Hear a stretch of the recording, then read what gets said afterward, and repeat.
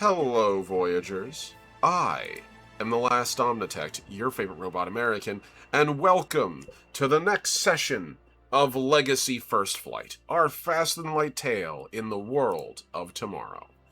I thank you all so much for joining us. I have been really excited to get back to the game, so let's pop right on over. And very quickly, before we kick it off, a huge thank you, as always, to my amazing patrons at patreon.com/thelastomnitect. I've been working on this game for 20 years, and you guys supporting me through this Patreon for the last couple have mean I'm actually getting close to being able to publish it. So, a huge thank you to everyone. It means the world. Thank you, as always, to my Tier 1 patrons at Ampersand, JJ Cray, and Jenna. My Tier 2s at Necronominus and Souls Rolls. Thank you guys for your steady support. And Tier 3... Mossy the Mighty and Heinrich the Heroic. You guys are incredible, and I genuinely appreciate all of you. Again, you guys can follow me on patreon.com. You don't even need to subscribe. You'll get my weekly schedules, all my webcomics, and all the other fun stuff that I do. In addition to that, if you support me, you'll get writer's credits, producer's credits, and also shoutouts during streams, YouTube videos, and even in my webcomics on TTRPG. And with that, let's pop into the game page. As we all flicker in, loading in one at a time. Looks like we're all here and ready to go.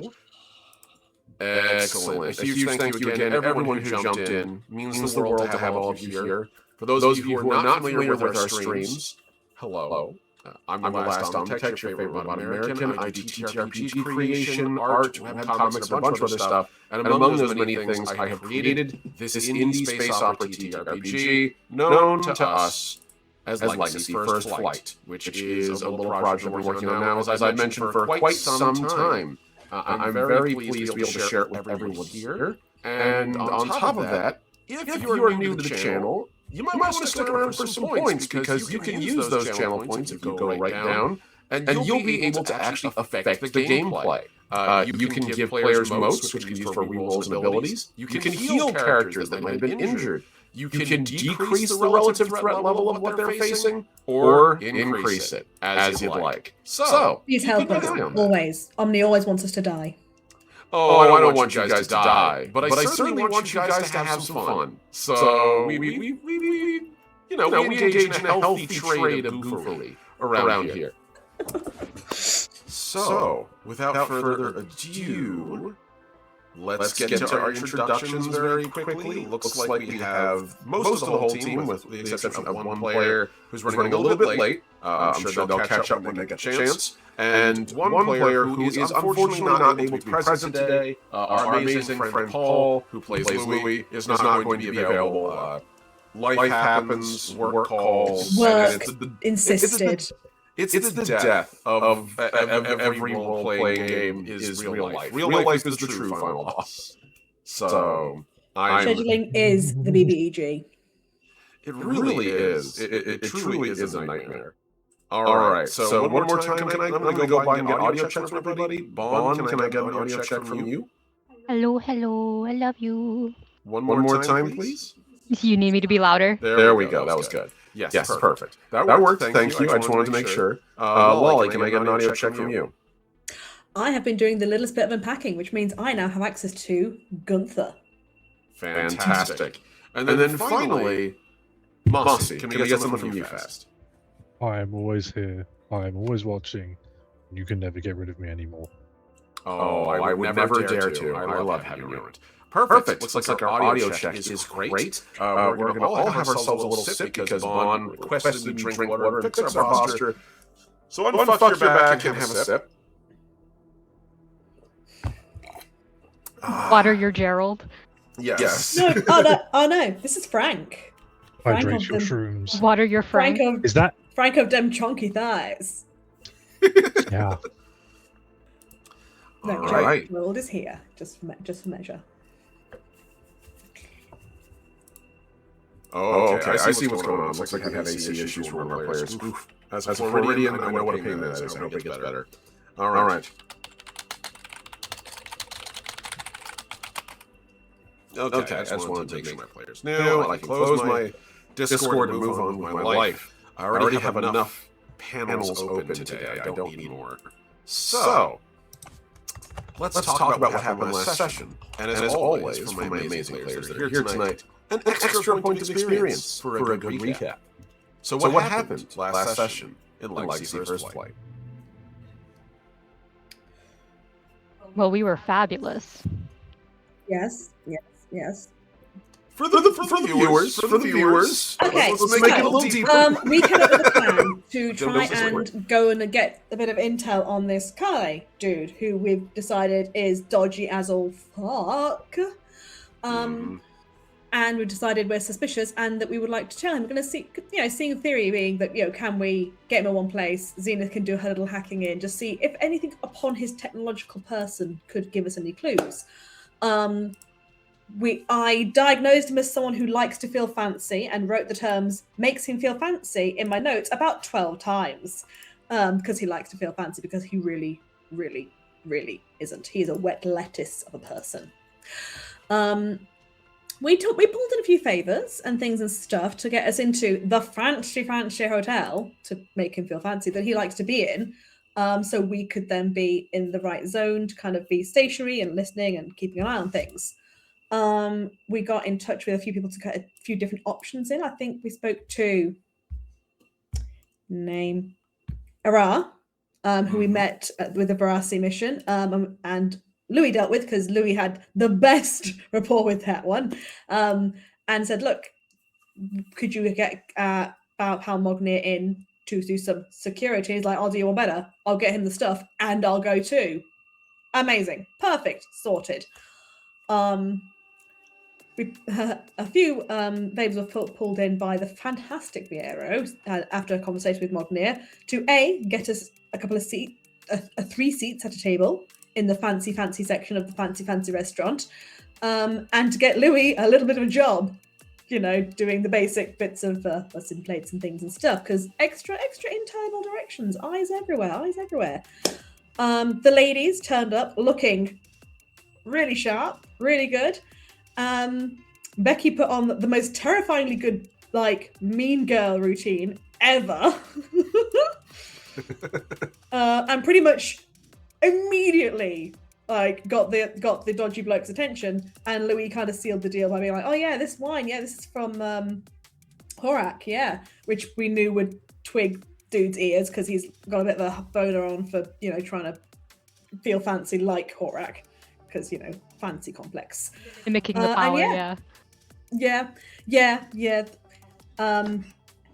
I'd say he's brown nosing, but he doesn't have enough of a nose to do it with, so you make your own assumptions on that one. Humor being he's an Anazali, so he doesn't have much. They don't have much of a nose shape. They kind of got a little of a flat, what's the phrase? A nice open face. But in this case, he's not nice or open. So. I know. To say that there are species who can genetically modify their appearance, he's done a shit job, basically. He made all the wrong decisions. Because he has no sense of identity. Unfortunately, he is, as I have described multiple times, the most sauceless Anazali I've ever drawn, and that is by design. So default on every option of character customization.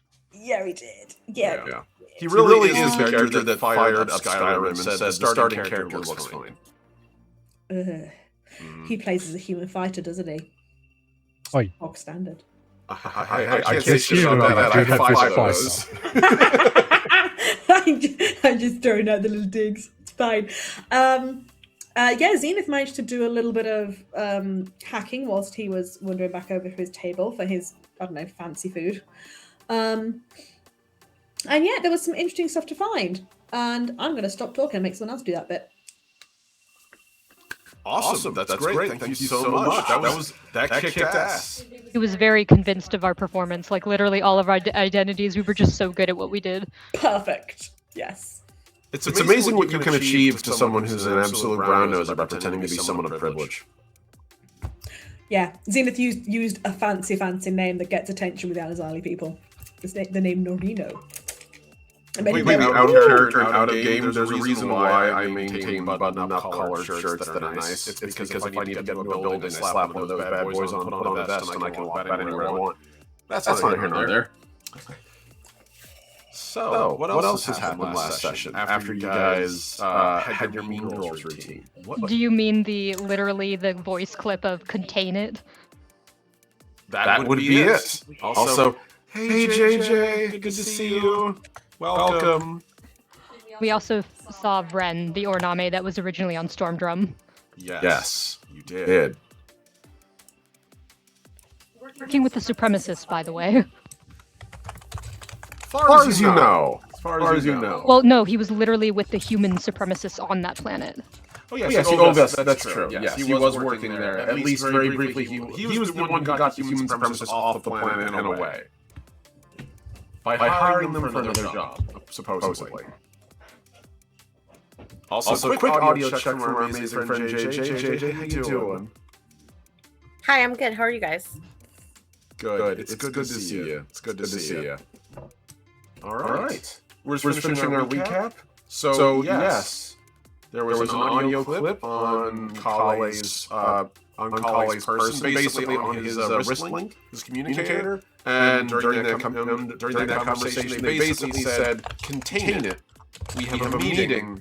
Meet me within like I think it was 5 hours. Like in 5 hours. I think it was 6, because you were like, we have enough time to do what else we needed. 5-6 hours. If you guys can get 5-6 things done within 5 to 6 hours, and you have access to a starship and aircraft, I don't know what to tell you. But yes, that is about right. Okay. With that, an extra experience at the end of the session for everybody. Thank you guys for an excellent recap. So then, we can pick up pretty much right where we left off, I believe. So I'm just gonna boop that on. There we go. Okay. So you guys are still at that nice fancy restaurant. It's nothing too crazy, and at the moment, Yarrow is not here. Everyone's still pretty much where they started. You guys are three of you right now, which I'm just making sure I got this right. So Amaya, Zenith, and Becky are all playing Mean Girls at the table. Louis is currently, I'm going to say, has had to step out because someone has requested he go back in the back, carry some dishes. So he's off doing that, actually doing his job for cover. And then finally, Mognir, you're up on the rafters in your newly JSA-ified hard suit. For the moment, with Ara, watching as Vren and Kale are eating. Does anyone engage these two any more than you already have? Is my real question. Or are you guys content to let them eat now that you got the information you want? I think we need to maintain distance, to be honest. I think we are going to get more that way. Like, if they come over to us, fine, but I think we shouldn't push for anything else now.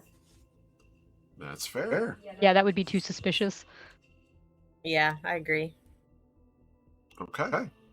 So while you guys are... So you guys relax, sit there. Eventually your meal comes out. Rather tasty food, actually. It's... What meat you did get is real meat, not printed meat. This is one of the reasons this restaurant is absurdly expensive. Across most of the stars, most meat and most food is matter printed, which is a good approximation. Kind of like when you get food replicated in Star Trek. It is nutritionally the food you get, but it lacks the chemical, it lacks like the cellular bonds and stuff. This is like actual cow, actual shrimp, actual fish, or in your case, Amaya, actual like algae. And so food comes.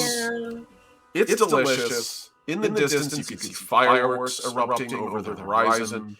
As, like literally, as I mentioned, the domed area of the area you're in, Latali Bay, is actually kind of like a gigantic theme park / visitor center. The new Latali Mining Corporation might have started as a mining corporation, but at this point, they're basically trying to become an entertainment destination. And Latali Bay is basically the capital of the interstellar WWW for mechs. So, I know it's WWE, but I'm being feet. So, yes, long and short, you can see there's like a couple fireworks going off over some of the domes. It's very pretty. I'm going to say Zenith and Mognir to both make me... Let's see. Awareness check for you, Mognir. Zenith, your choice of awareness or hacking, you can use your hacking module. Amaya, I want you to make me a... I'll have you make a negotiation check. You can absolutely use your negotiator's die. And let's see what we get in terms of our results. We fire at that dice roller. Yeah. Brains are closed. Looks to be a 7 for me, unless I can argue any proficiencies on top. Okay, so it's a 7 plus proficiencies? If I can... It's a 7 as it is, 4 rolled, plus 3 on awareness. Don't know if any of my proficiencies, because I don't know what I'm looking at or looking for, so whether if any of my 3 proficiencies come into play or not. Give me an argument for your proficiencies, one by one. Whichever ones you want. Tell me which one it is and how many points it is. They're all 1 point. Okay. I would argue hunting, because at this point in time, my main focus has been on the bodyguard and any movements of any sort of suspicion or anything that's going to turn violent or unusual. All right. I'm willing to let you use hunting. I think that's fair. No. I'll let you have plus 1 on that. Okay. So I'll give you the plus 1 for hunting. Zenith. So that gets you to an 8, I believe. Yep. Zenith, what did you get? I've got a grand total of a 9, minus any proficiencies, because I don't know what I can be throwing at this. Espionage, and I'll let you use your hacking module as well. Oh yeah, I forgot to factor the hacking module in, didn't I? Oh, I got you covered. It's play in 2-week intervals, you know? It's all right. Okay. Good. Just, did we consider an intrusion thing I'm doing, or just general hacking? This would be intrusion.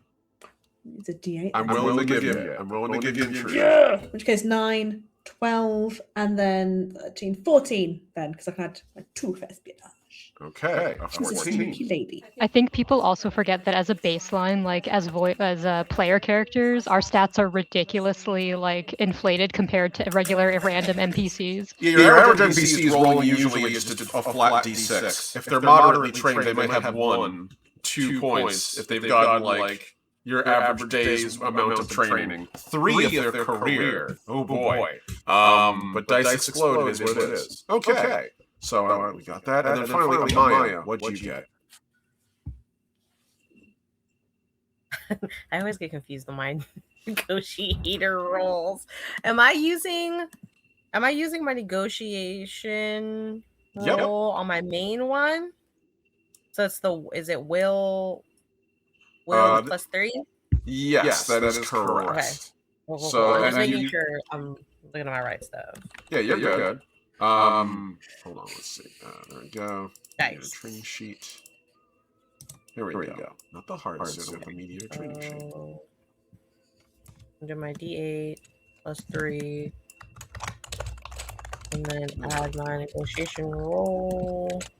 We're going to find out why my mouse doesn't want to work with me. Okay, yes. So it should be your attribute die plus your mastery die, D6. And don't forget you also have... I'm going to give you espionage for this as well, in addition to negotiations. You have to collect the plus 4 to whatever you rolled. Oh my god. Okay, I would like to re-roll, because that's just a cray roll. Yeah, that's pretty bad. That is pretty bad. That is pretty bad. I'll give you that. Okay. Please feel free to re-roll. I'm going to re-roll. Oh, that one exploded. There you go. Okay, so I'll take the 7 plus the 3, which is 10, and then plus espionage is 11. So I'll take the 11. Okay. All pretty good rolls. Pretty good rolls. So, I'm trying to write that. 11. Let's go through one by one. First off, I'm just going to say that for all 3 of you, Kale is completely just not paying attention. That dude is munching a breadstick, happy as can be, getting ready to leave. Like, literally, you can see he's cleaning the last of the bones off of the fish on his plate, and he's getting ready to walk out. But he is so fixated with the view. It's literally like you can tell he, despite the fact that he apes like the wealthy, he still kind of seems enamored by the trappings. And so while that is happening, Zenith, we're going to start with you. And I guess technically Mognir, you both get this a little bit, but through different means. Zenith, you notice that the connection you've made with the wristlink that Kale has is beginning to flare, letting you know someone's trying to follow it back to its source.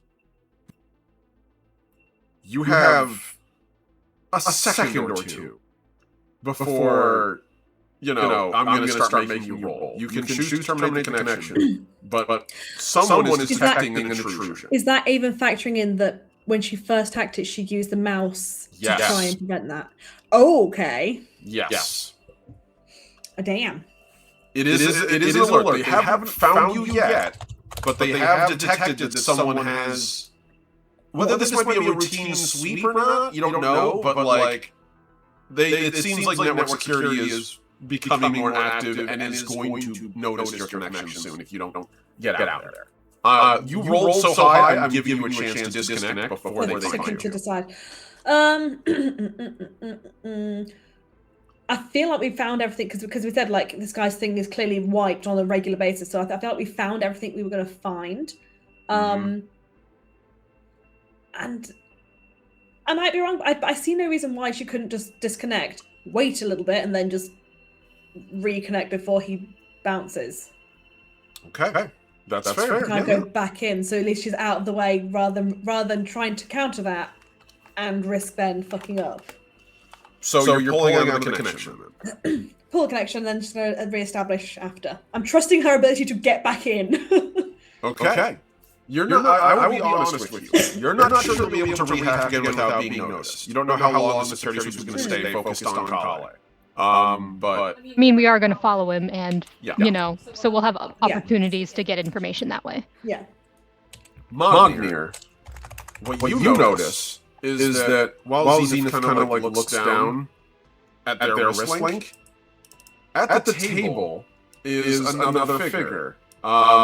We've mentioned them in addition to like the secretary and Vren.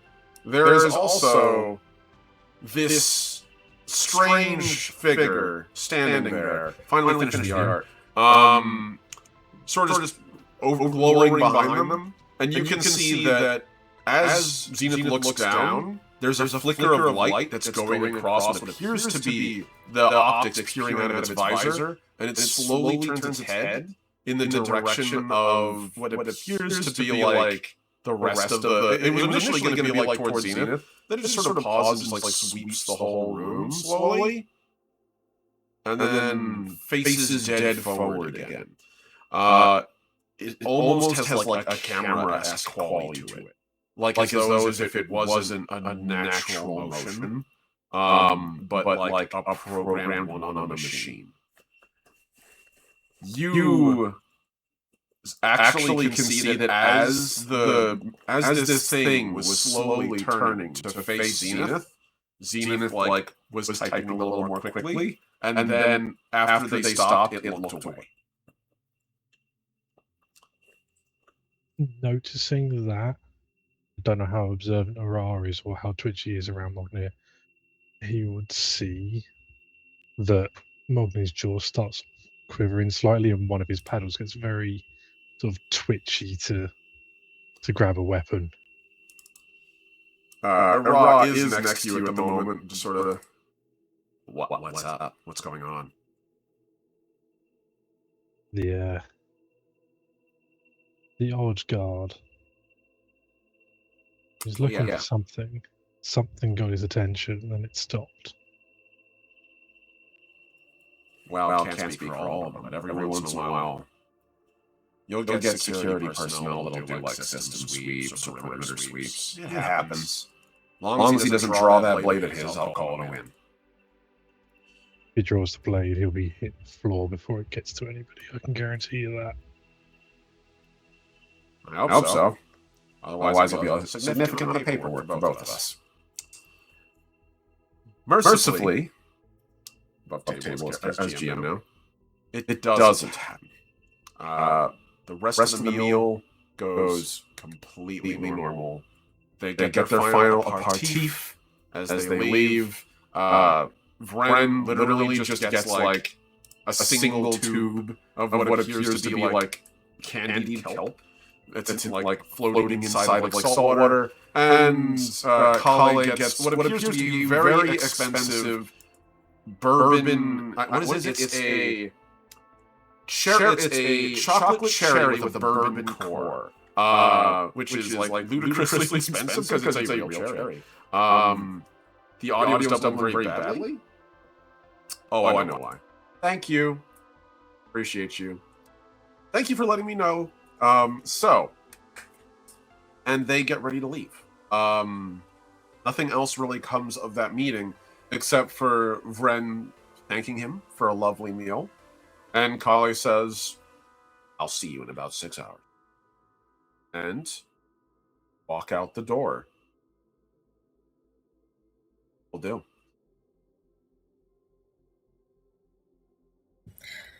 You're muted, Lolly. Muted, Lolly. Yeah, that'll do it. No. So as it looks like they're about to kind of start doing a maneuver, she's going to just try and see if she can, with all the layers of the sneaky mouse software going on, just reestablish a connection. Pure, like not like a full I want to read all the things, but more as a I want to put a trace on this kind of way. Okay, that's going to be a new hacking roll. So it is, because she disconnected, so it's a whole new thing. Yep, conditions have changed. We are on a new hacking module roll. Bust open your hacking module page. Take a look. Okay, this is definitely intrusion. And I'm guessing that you're probably going to use... Let's see. I figure you're probably going to want to use beacon for this. This literally kind of like this is the non-combat use of beacon, where it's on a successful hacking attempt, you apply the beacon keyword, which normally in combat means like it makes it that much easier for people to hit you. But out of combat, I'll let you use it as a tracker. It's like it's still essentially a track and trace situation anyway, so it's kind of Precisely. You will, at this point, have to choose if you want to do mouse and shimmer together. You're going to need to roll 2 separate rolls, one for each. Can Becky assist by boosting the signal? In this case, no, because you do not have a hacking module. So this is... Unfortunately, you could normally assist with a hack, but you would need not to... on this moment. ...be in physical contact with the thing you're hacking to do so. And I don't think Kale would appreciate you running up and fiddling with their wrist link in front of them. Yeah, I think even with the connection we've made with the dude, it's good. That's going to be a line that's going to be, yeah, maybe not. No, that's fine. Because something has been actively trying to trace that, it's annoying to have to do 2, but I'd rather be the safety of put the mouse through first and then see if I can keep an eye on the dude. Okay, that's fair. Agreement. So in this case, we're looking at a total roll of D12. Get out of here, Kale. We're not looking at you. There we go. No, so D12 and your luck die, plus a D8 for using intrusion, because both of what you're doing is intrusion. Yeah. And then my collectives plus 7 for hacking and your relevant espionage buff. Beautiful. Okay, so got the 12. Oh, that's a terrible 12. That's a 5. Okay. Don't forget, you also have your luck die. So you have your firmware die. You have your firmware the 5 die. was the luck die. That's fair. You also have your firmware die, which is now a D8, because you're using intrusion. Oh, good lord. Plus 7, so that's 6 plus 7, 13. I might throw a motor tick, guys. I know it's early in the session, but like, it's kind of important I don't fuck this up. So, I mean, yeah. Yep, mote, wipe it, let's go. Fresh. Reminder, you folks out there can give motes to the players. It is an option. Got 2 more points. And you've got so 2 many more points, but I can't use them because I'm a player. Yep. Right. Okay, roll that. Ha! Yes! Exploding dice. Love that. This is a critical already. They're both exploding. That's a great number. Love that. So that's a 20 flat. But the wild die continues to explode. Again. Shit me no. Again. It is still exploding. Oh! Okay. 19. Wow. Hilariously, the D12 just eats over it at a flat 20 as opposed to 19. But that was great. God. This is why D6s are fun. It? Yeah. Yeah, it was a 20 versus a 19. Oh yeah. 6, 12, 18 plus 1, 19. Oh my gosh. I mean, this is why we sometimes accept using our motes, but you know. Right. Oh. Good stuff. You love an exploding D8. dice system. You have your D8 because you have your firmware bonus. Yeah, because your firmware might explode. So no, 24. No. I'm not going to waste on what I'm being gifted. 31 total. And then that's including the hacking and the espionage. 31. That's pretty damn good. All right, I need to actually open up the character sheet. Sneaky computer man, see what you can do. Okay, so looking at this, then you have seen this like someone's after me. Fuck you in particular. No, you're not. All right, yeah, no, I can't argue with that. You watch Omni just explode all the dice now as well. I'm like, oh. I'm not trying to, but every once in a while, shit happens. So let's roll this out. It might be the same as the live one last time, where it was like 27 and you rolled a 1. A strong roll, but not nearly strong enough. So I think you're good. Good as me. Mouse does work, so you're covered at least. Anytime someone's trying to track you, the results will be halved to detect and to identify and trace you. So now you're doing shimmer. Make the roll. Please don't be shit. Okay. That's not terrible. That's not terrible. Firmware. 10's pretty good. Great firmware, but fine. Okay, so that's 11 because we're taking the D12. So 11 plus 5 is 16 plus 2, 17, 18. So 18 plus 11. It's not bad. That's pretty solid. Pretty good. Rolled a 16, but you did clear it. Yeah, not just because of mouse. You do clear. You need a base level success. This is why hacking modules are awesome. When you use a program, you just need flat success to get the result. You don't need to own them. You don't need to get high enough where you're intruding in them. You just need to clear the bar, which is tough normally to do with just like flat hacking, but easier. Let's see what the side of that is.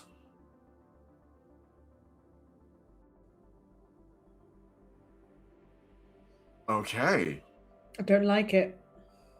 Every once in a while, central characters, wild dice, also explode. So I don't know if you all see that. So quick, pretend you're looking up dick pics. You do get in. You do have access to their system for a bit. However, while you're not able to be traced and they don't identify the initial hack, as they're leaving the door and you're throwing out this hack, I'm presuming they're outside the door and you're doing it indirectly. Yeah. Okay. Magnir, you see this. As the second program is deployed, you, Zenith, get an immediate, your wrist link just, gives you error code. Immediately back, your attack bounced off of a firewall. And the second that happens, that weird floating figure, turns right back around and glares into the building that they just left. You can see, the optics flare red for a second, and it sort of looks through the walls. And then you see Vren put a pseudopod on his shoulder, or on the thing's shoulder, just goes hey, you have to get out of here. Go. And it just silently nods and turns away, and its optics stop glowing. So, you did fail to get beacon, but you were not identified. But yeah, no. So like you guys, you've seen her doing hacking, and you've seen her doing this really subtle hacking where it looks like she's just really, you do just see her sort of doing just a bit of a narrow of the eyelips, the eyebrow, like, and then immediately just pick up the wine. So like, just wine, ooh, cool. A little. Not happy. Still some Like, to I'm just- wash it down. Can't be hacking. I've got wine. That's the best defense I've ever heard. I can't be doing illegal hacking. I'm drinking. I can't be hacking. I have drink. wine. That's my excuse. Exactly. Alright. Hacking and drinking is illegal. Why would I do that? Becky would notice, but I think she wouldn't comment on it specifically because they're trying to be low key right now. Mm-hmm. All right. So she's just whistling a message over like, fuck.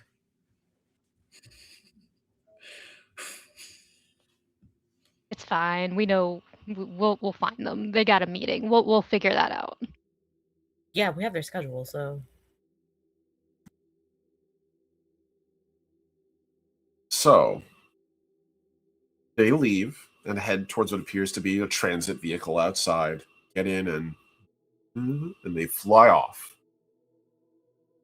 As they're flying off, you guys hear over your comms on board on your ship, Captain chimes in. Hey, I just wanted to quickly ask. I saw a vehicle leaving the building.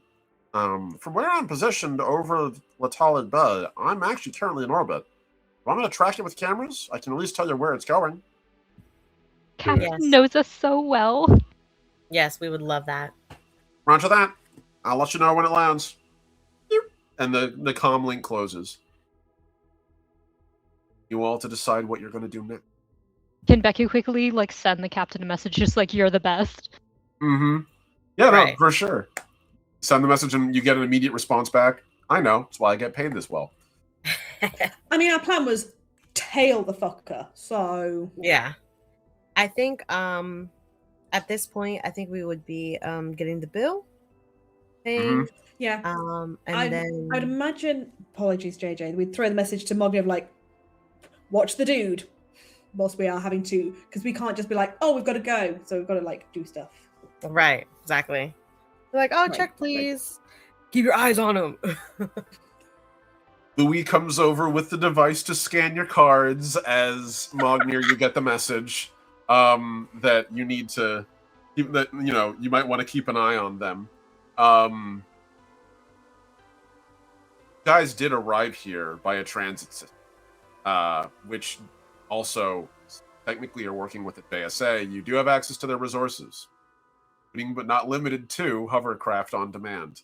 They do have security vehicles. They do support hard suits, by heavy enough for them. Remember that these guys drop in all over. Love that. I think we should order one.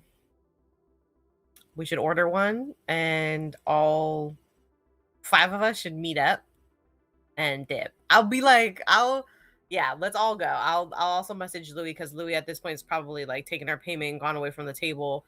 I'll be like, hey, meet us out back or whatever, or out front. Let's dip. Response back. Right, I'll be there. Just gotta finish getting the tips. Actually getting paid for this. This is awesome. Right. And all right. So, end of scene. Step into the next. So, before we do that, what's the plan? What you guys doing? What's the goal? Yeah, go ahead. Okay. Because we obviously have to get changed. Obviously, we're going to meet up in the actual security vehicle, and it will be secure enough for us to talk. But after we get changed, Becky will want to head to the fighters. Because we have time. Yeah. Time before Kale's meeting. So she'll want to head to both Spearhead and Vice Grip. As you guys are discussing, by the way, I'm just going to let you know, it takes a while they're taking the scenic route, but eventually, while you guys are doing all this, Polly does end back up in the towers, namely in the 3rd tower, very bottom, at what appears to be some kind of lower access port, the underside of the building, which is common. Again, it's a space station, so there is no up or down per se. It's just this is the underside of the station relative to you guys, relative to the plank. Question, and he's though. going into one of those buildings.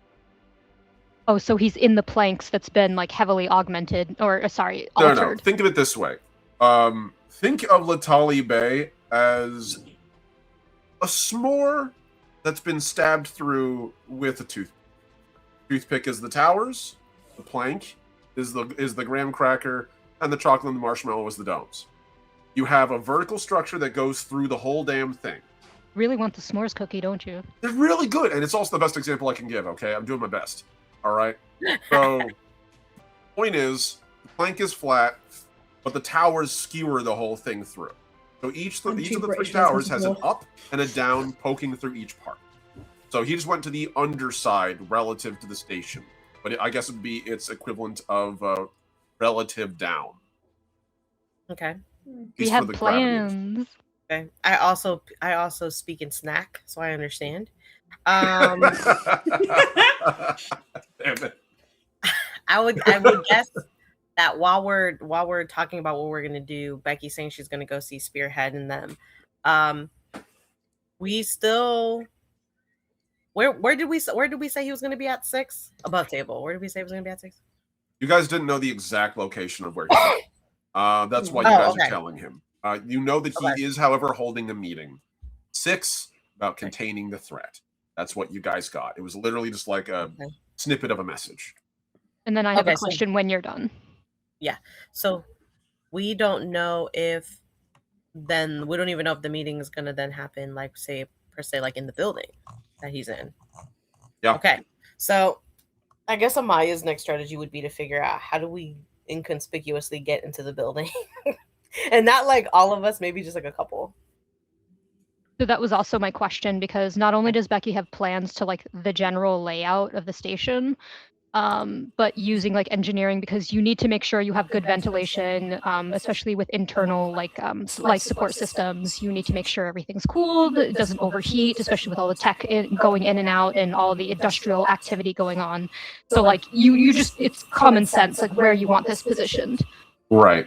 So the big issue you run into using ventilation shafts is the same issue you run into with every spy movie that uses ventilation shafts. Ventilation shafts are made to move air. No, I meant like, I didn't mean for us to go into. I meant where the location would probably be. Like you extrapolate where. Oh, like, okay. Well, good news. The towers are basically just basically office buildings in space. So I can guarantee you they're probably not going to be in the plank. Or if they are in the plank, they're a very specific part of the plank. So you guys, we'll see if you can find where they are. That'll be a separate role, precisely. But all you know is the last time he was seen, he was going into one of the... Quick, Zenith, guess his, based on his personality profile, guess which room he would need to be in to feel the most fancy. Fanciest of men, but on the lowest of budgets. God, that's a mood. From what you know of their transport going to the towers, was it Carle, Vren, and the bodyguard all entered the tower?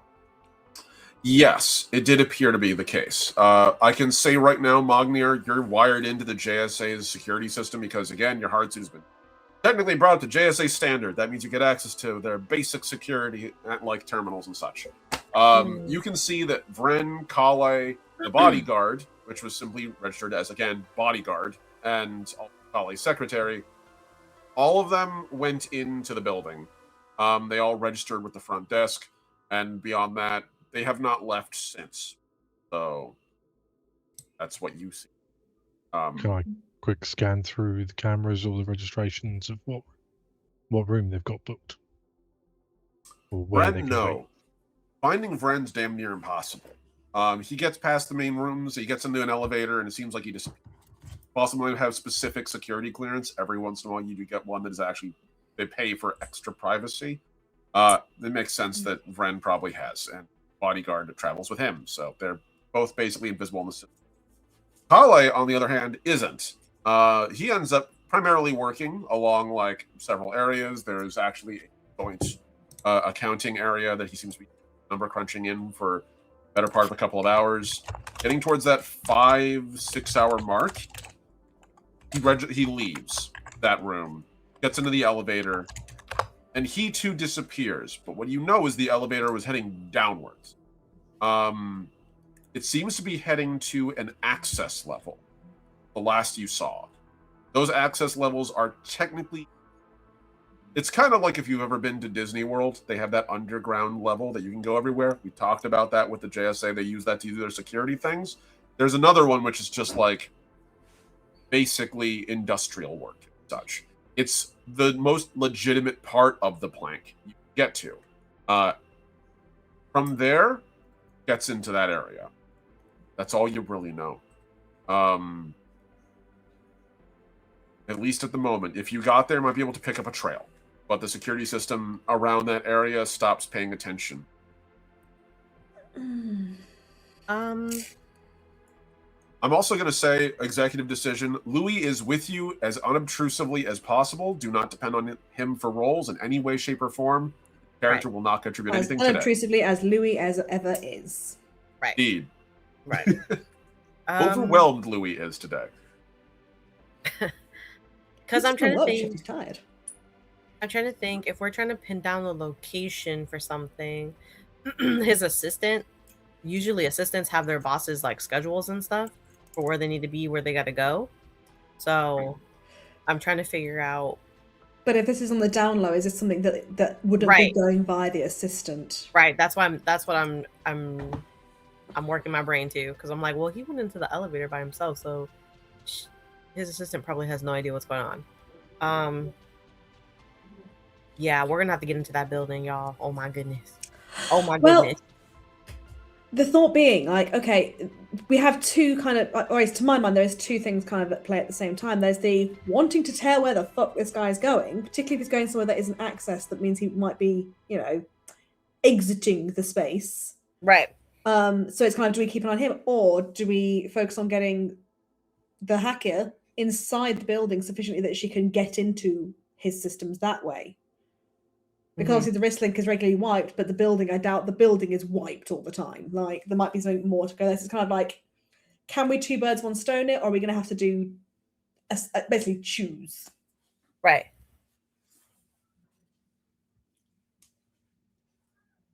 I'm going to say, I'll let you do both, but I'm going to want a solid roll on the first one before the second one. Like, it needs to be enough success where you haven't had to... What's that old adage? You can do it fast, you can do it cheap, do it well, but you can't do all three. Two. You can do it well and fast enough. You can move on to the second roll. If you don't do it well enough on the first one, it's going to take up too much time, and the second one you're not going to be able to. So I think that's the best thing I can do for you. If you roll really good on the first, I'll let you try the second. What do people reckon? To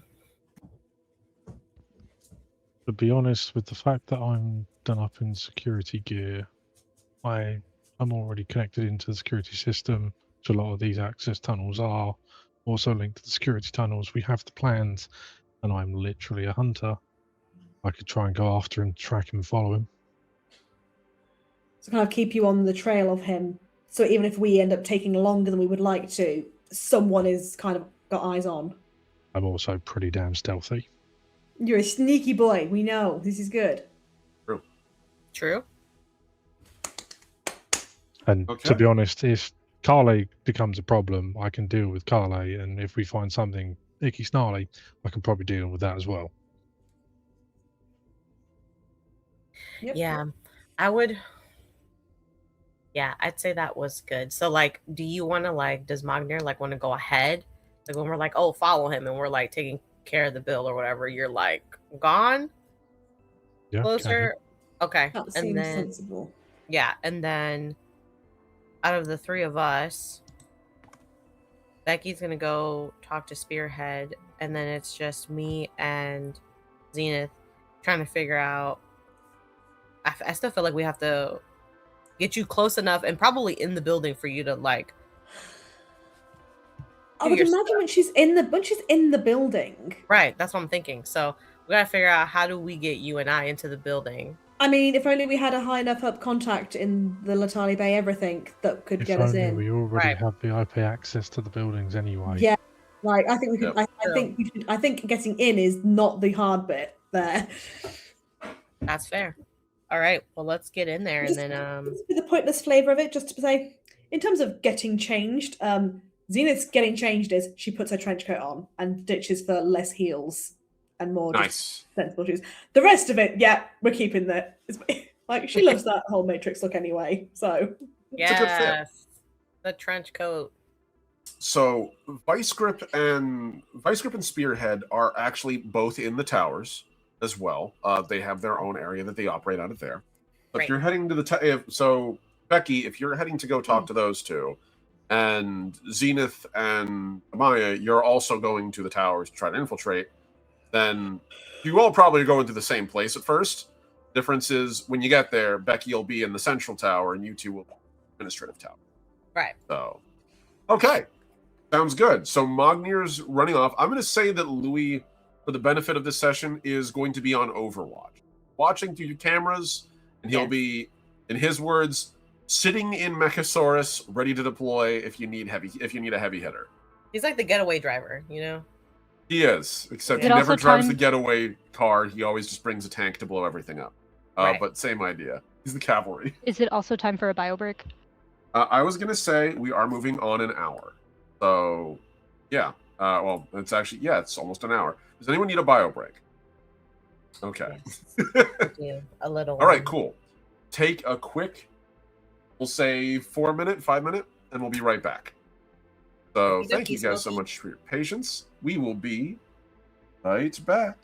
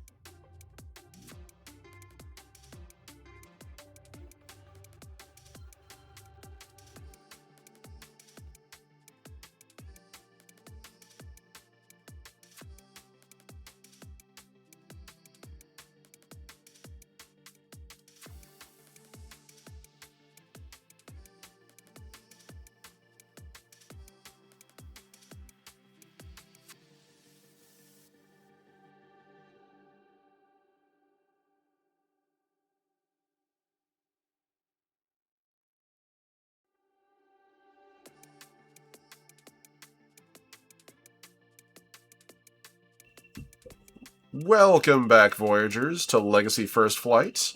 I'm the last Omnitech, your favorite robot American. Thank you so much for giving us the time and patience to go and take care of our necessary ablutions. Means a ton. So, without further ado,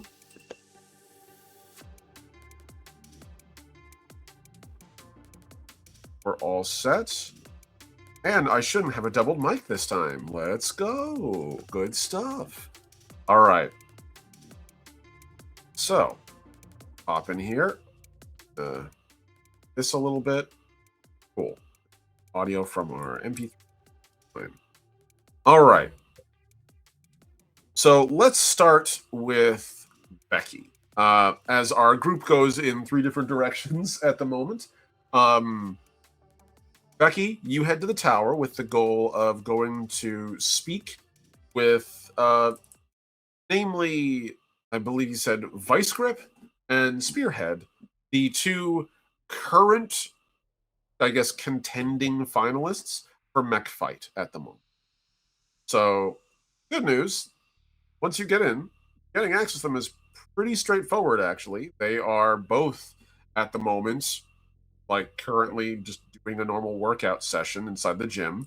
And when you get in, the secretary goes, "Oh, yes, of course. You're more than welcome to go in, as you like.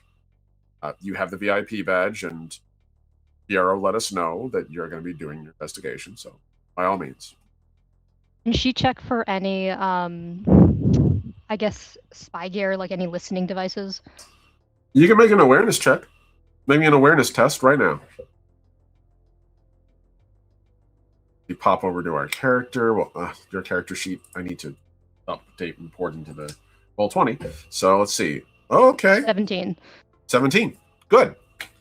So, yes, there are listening devices in the room. There's cameras in the room. However, they are standard security cameras, from what you can tell. Pretty much the entirety of the central tower of Latali Tower itself is wired top to bottom for security purposes within it. It's the reason why Hammertide's death was so sort of stunning. Hammertide managed to evade security, but then again, if you live somewhere long enough, you get to know how to move around the security. And clearly discretion was the goal. Do I have to roll separately to determine whether or not it's actually safe to discuss the plans with them? I'm going to just give this to you right now. What you're talking about is not illegal whatsoever. You're basically going to talk to 2 wrestlers to see if you can convince them to slum it in a backyard wrestling like game. There's nothing saying they can't, and if they can, it's a contractual issue. It's not like the cops are going to bust in here and light you guys up for talking about going to give a small-time person a big shot. So, you're good. Fair, okay. That was no giving help to small people. Yeah. That's fair. Can I also say I hate being a non-social person playing a character that I think would actually perform relatively well? This is how it goes. You do your best with what you got. So she's gonna walk in normally, like regular outfit, like bomber jacket, regular shirt, regular fatigue, like pants. She's not doing anything fancy. She's just herself, but she does have her credentials at the ready. Right. You're good. That's fair. Yeah. So as you walk in, you can immediately see that at the moment, Vice Grip and Spearhead are both the 2 of them currently pumping iron. They are, even though they are mech jockeys by trade, they are still fighters. They are still athletes. And also on top of that, they aren't just fighters and athletes. They're fighters and athletes that are attached to, well, publicity. And so, yeah, it behooves them to have sculpted bodies as best as they can. If only so that, when the Maxim, swimsuit edition comes out this year. So the 2 of them are both currently, at the moment, on the far side, pumping iron, literally opposite of each other, chatting casually. It's very much office cooler talk, except that they're both lifting, 300-pound weights as they're doing it. So... as you enter in, you feel this slight thrum of shriekish echolocation as Vice Grip turns their large beaked head towards you. This is second time someone comes in to speak to us spontaneously. Are you friend of Lizard Guy? terrified how she would answer that. That's so bad. She's gonna look confused because she won't actually put together that it's Louis, because she doesn't know. Well, she only knows kind of that, like, he went to speak with them, but I don't know if she's gonna put together yet that it was him, that this is what she's referring to. She's gonna go. Yeah, she's just gonna be like, who? At this point, Spearhead, again, stock human, on the other hand, he turns towards you. You know, Sylph, long, excitable, fluffy mane, wearing all the merch. Says he works with the company. Seemed like he was just a fan that got lost. I don't know. Green. Actually, have a question above table because I don't actually know how much Louis shared with the group, like how vague he was versus how descriptive he was. Pretty sure Louis told you guys actually almost nothing, except like he kept it pretty much entirely to himself. That not only did he get into the place and talk to everyone and learn a great deal, he basically told you guys the dynamics, but he didn't tell you the. I think his terms were basically, Vice Grip is solemn that he's gone. Spearhead is a bit of a needs a hug and is a bit fucking depressed. Yeah, I think he specifically was like, "Wow, you're depressed." Something to that. I don't think we were given any of the details of. That's it. Yeah, I don't think we were given any of the details of quite how he got these interactions and how they went and quite how fanboy it was needed to be. Yeah. So, also, on top of it, he did mention that neither of them seemed to have a vested interest in the death of Hammertide. That's the other thing that he was very explicit about, was that, like, very clearly neither of them were involved, or if they were, they regretted immensely. She's going to shake her head and be like, I have no idea who you're talking about. And then she'll flash her credentials. I'm on Voyager business. Oh. And, you know, Spearhead nearby. Well, I should say Vice Grip nearby. Well, that's interesting. What can I do for you, human? How would you like to piss off Hammertide's killers? Vice Grip and Spearhead look at each other and, like, begin to grin. Spearhead turns over. Right. What's the plan? How do you want to do it? I'm assuming I actually want to ask Amaya first, above table. Did you share, like, the actual, like, the fact that there's a letter, like, the actual details? Did I share what? I'm sorry. The details that Midas gave you in the actual letter. Yes, I give you everything. Yeah. Okay, perfect. Yeah, so you actually communicate with your team. Yep, I give you everything.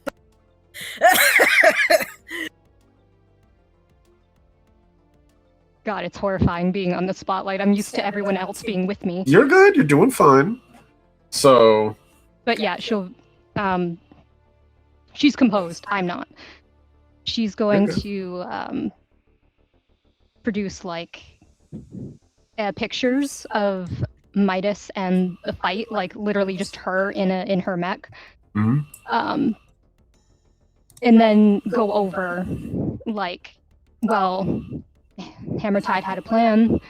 I was wondering if you would like to honor his legacy, and obviously that probably would piss off his murderers. You'd see Vice Grip, like, sort of scratching the underside of their big scoop-like shrikesh beak, very contemplatively. Interesting. She's a good fighter. Love that. Also, absolutely shredded. Truly and solid. I love that. She'll be great in front of the cameras. What do you think? And she turns over to Spearhead. It's not like as though as if we have anything else to do besides pump more weight and prepare to be disappointed this week. And Spearhead sort of over her. I will admit, feels like it's got a good symmetry. They were friends, you said? What's your name, Voyager? Becky? Just call me Becky, yeah. Okay. So they were friends? Apparently. Good enough that he was willing to leave the doors open for her to rush in at the end. He did mention a couple of times that he was part of a back and forth act when he was in the Underground League. Ah, that's right! He was... Yes! That's who it is. That's so fucked up.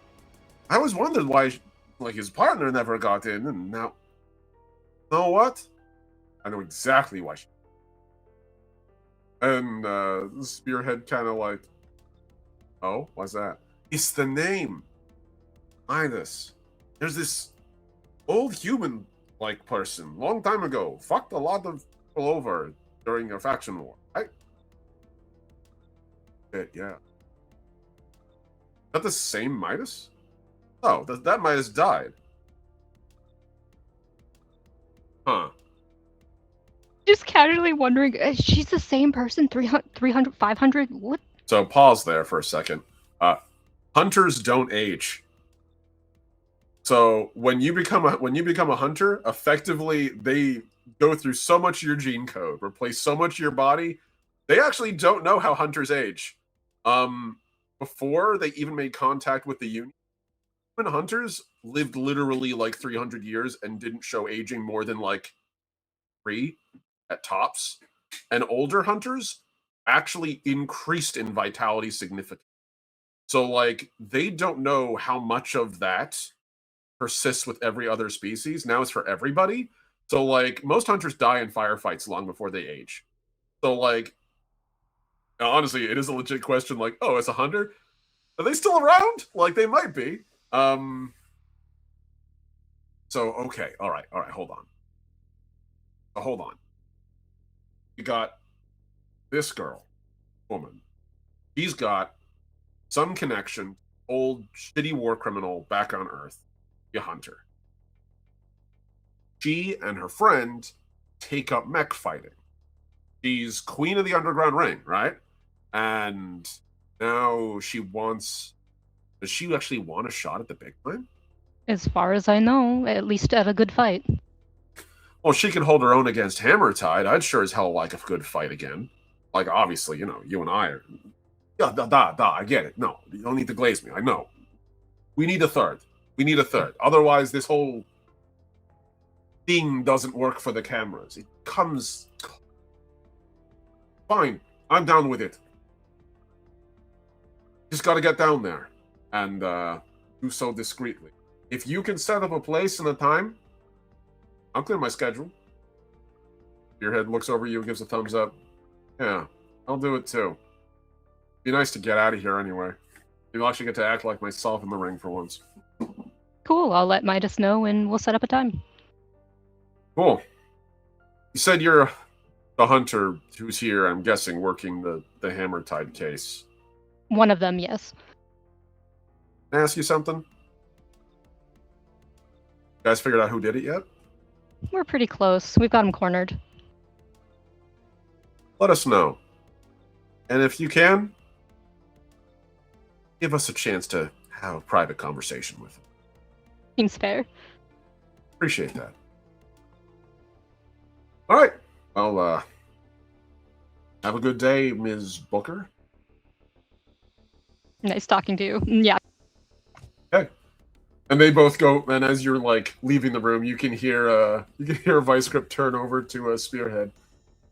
Well, now what the Arrow's going to think about this? And then Spearhead, I don't think he's going to mind at all. And they just begin laughing in the background as the doors close.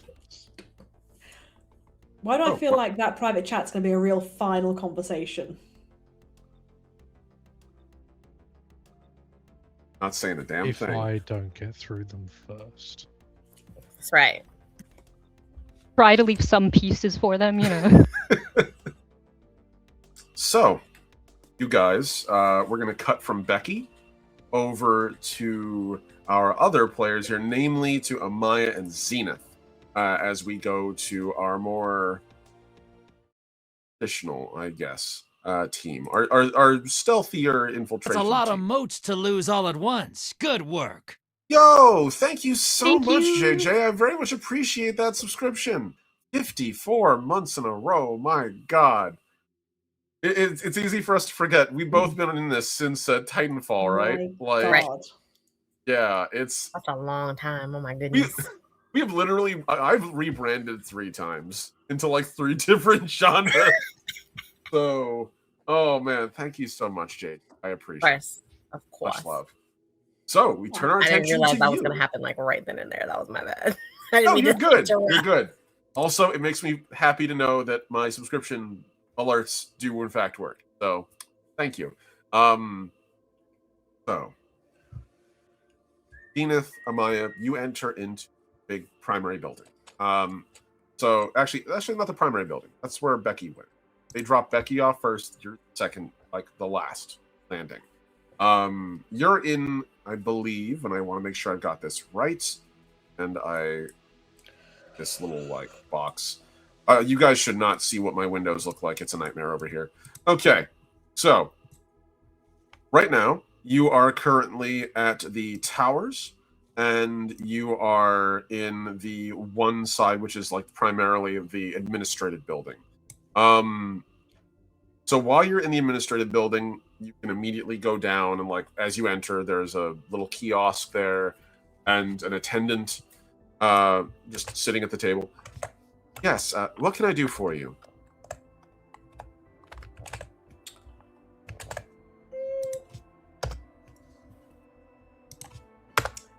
Zenith is sort of half sort of glances towards Maya, basically doing a, well, you're the words person.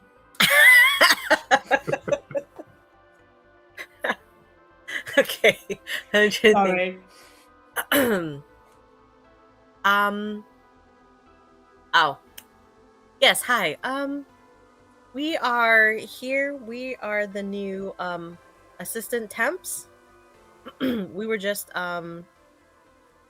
told to come here to speak to HR about some onboarding. Oh, right. Okay. Yeah, no problem. Sure. Go through the elevator behind me. I believe you're going to be looking for floor 250. And just make sure you get past, like, don't go to floor 256 and below. That's actually all. You'll be Okay. good to go. And Right, she thank just you. yeah, my pleasure. She turns back to her desk, and you can see she's clicking and working on what appears to be like a desk link, which is exactly like your wrist links, and she's playing Galaga. Very clearly just like doing her thing, getting through the day. You guys get back into the elevator, and you can go wherever you fucking want. You do remember Right. the actual floor that he was in already, so it's Okay. actually in the 206 plus From range. Which Zenith's is perspective, she would like to get as close as physically possible because there's no guarantee he hasn't got a it's a proper word for it. Like some sort of like proper hard, like proper hard firewall situation that is if you can't access the exact device, you can't access shit kind of thing. air gap, Right. An air gap. That system. thing, yes. Yep. Yeah, it wouldn't Yep. have shocked me if he's got something like that. So the closer you can be to the physical thing he uses, the better. Okay. So, you guys do manage to go down into the offices he's working, and you can see, like, this is a very traditional cubicle farm situation. Turns out, roughly about, like, 400 years in the future, mega corporations remain as shitty as ever, and they continue to ram people in hostile spaces that you wouldn't want to live in. The entirety of the place is at least a little bit better colored than the slate gray environments you get on a lot of office buildings. Floors are black. There's a repeating JSA blue triangle pattern on the floor. Sort of breaks it up a little bit. Walls are like a deep slate gray, and the ceilings are like a nice paler, like the more traditional office gray, with recessed lighting, so the whole thing is kind of a little more like dimly, coolly lit. And as you walk into the building and into the room, the lighting above you actually turns on as you walk through it. So the rest of the building that isn't being used is dark. And in the distance, you can see a couple of like lamps turned on where there's clerks and folks who are currently working. Don't you make fun of my 5 million tabs. And so as you're They're necessary. Right. I'm a GM, unfortunately, yes. I won't tell how So many bookmarks I've got. you guys can find the area where he was working because these little like cubicle farms are actually labeled. Like above them, there's actually like sort of makeshift kind of walls. They basically like extend cubicle walls around them to make like areas where like different office groups work. And then they'll have like a sign on the side that'll say like, as an example, chromium heavy industrial. And eventually you get to resident security solutions, which is very clearly Ollie's. It's empty right now. The cubicle he was sitting at is right there. Not a fancy office room or anything. He came in and did like actual grunt work on it. And it appears there's not really anybody else here. So please, if you'd like, you can access the console directly. There's a table link right there. Desk Yes, link. please. Yes. Hey. Yes. Amaya, do you want to make an awareness check just to keep watch while this is being done? Yes. I can do that. Okay. And Make me... yeah, I can do that. And then is this like an office space where he has like drawers or anything that we can rifle through, or is this just a very standard here's everything file on the computer on the device? Most of it is filed on the device. Perfect. Okay. At this point, most of the time, like actual paper storage does exist, but it's very rare. Again, Okay. same reason why like actual farm meat isn't usually very often used. Yes. But at the same time, that doesn't mean they don't often have files. So if you want, you can rummage around to see if you can find, because oftentimes what they'll do is they'll have a little, it's supposed to be a filing cabinet. They'll have a filing vault, which will have multiple hard disks in them that can be slapped into the computer that has air-gapped data on it. So, okay.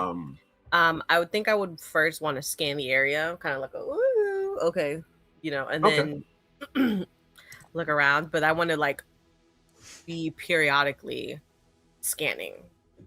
That makes sense. Okay. Like, I want to scan. No, that makes sense. Do a little something, scan. Okay. So it sounds like your primary focus is keeping an eye out to make sure nobody else is approaching. Right. Your secondary is just like a casual perusing the table, like flipping through shit, not going through like drawers and that sort of thing. But the focus is to keep an eye out just in case he approaches. Okay. Yeah. I don't want to like disrupt the environment too much. Valid. I just, so. So the first one's going to be an awareness roll. The second one's going to be a stealth roll. Because you're trying not to disrupt things. So make me your awareness roll first, and I will let you add espionage to this, because this is literally the definition of espionage. Okay. Oh, God. Let me see. Okay, so then that would be +4. All right. And then my luck. Okay, I think I'll take the 4 from my luck die and make it into an 8 for awareness. All right. Pretty good. It's pretty good. Okay. So, for your awareness roll of 8, doesn't seem like there's anybody showing up right now. It's pretty empty. In fact, actually, that's probably the biggest thing that strikes you. The cubicle farm you're in, pretty big, and it's a weekday. It's a little late in the weekday, but in orbitals, oftentimes with multiple shifts, usually that means that for businesses, they'll have multiple shifts of personnel because there's different day cycles. It's effectively like running three schedules at once, because you have 3 different groups of people that sleep, eat, relax, and work at different. See Star Trek Enterprise references. And so this place is empty right now. But like there's other cubicle farms in the distance that are active and lit, and you can see like walking around. But this is a big space. Right. My best example for scale, think Super Walmart. It's that big of an area, and it's just a cubicle farm for the whole way. In the distance, as opposed to the exterior walls, it opens up into space with like glass. You can actually sort of like, in this case, plexiglass, because something in many cases probably transparent aluminum, so that you don't have a blowout spontaneously. But like, other than that, it's just cubicle farm as far as the eye can see. Like almost a square kilometer in every direction. But here, nothing. There's no lighting on. There's not even a security presence. Like everyone's gone for the whole shift. And put it like in perspective for the day, it's Tuesday. Right. I'm gonna tell I'm gonna turn to Zenith, and I'm gonna say it's quiet. Too quiet. And then I'll tell her proceed with caution. Always, of course. It's a trap. Okay. Enith, you can make your hacking roll while at the same time, Amaya, I want you to make your stealth roll.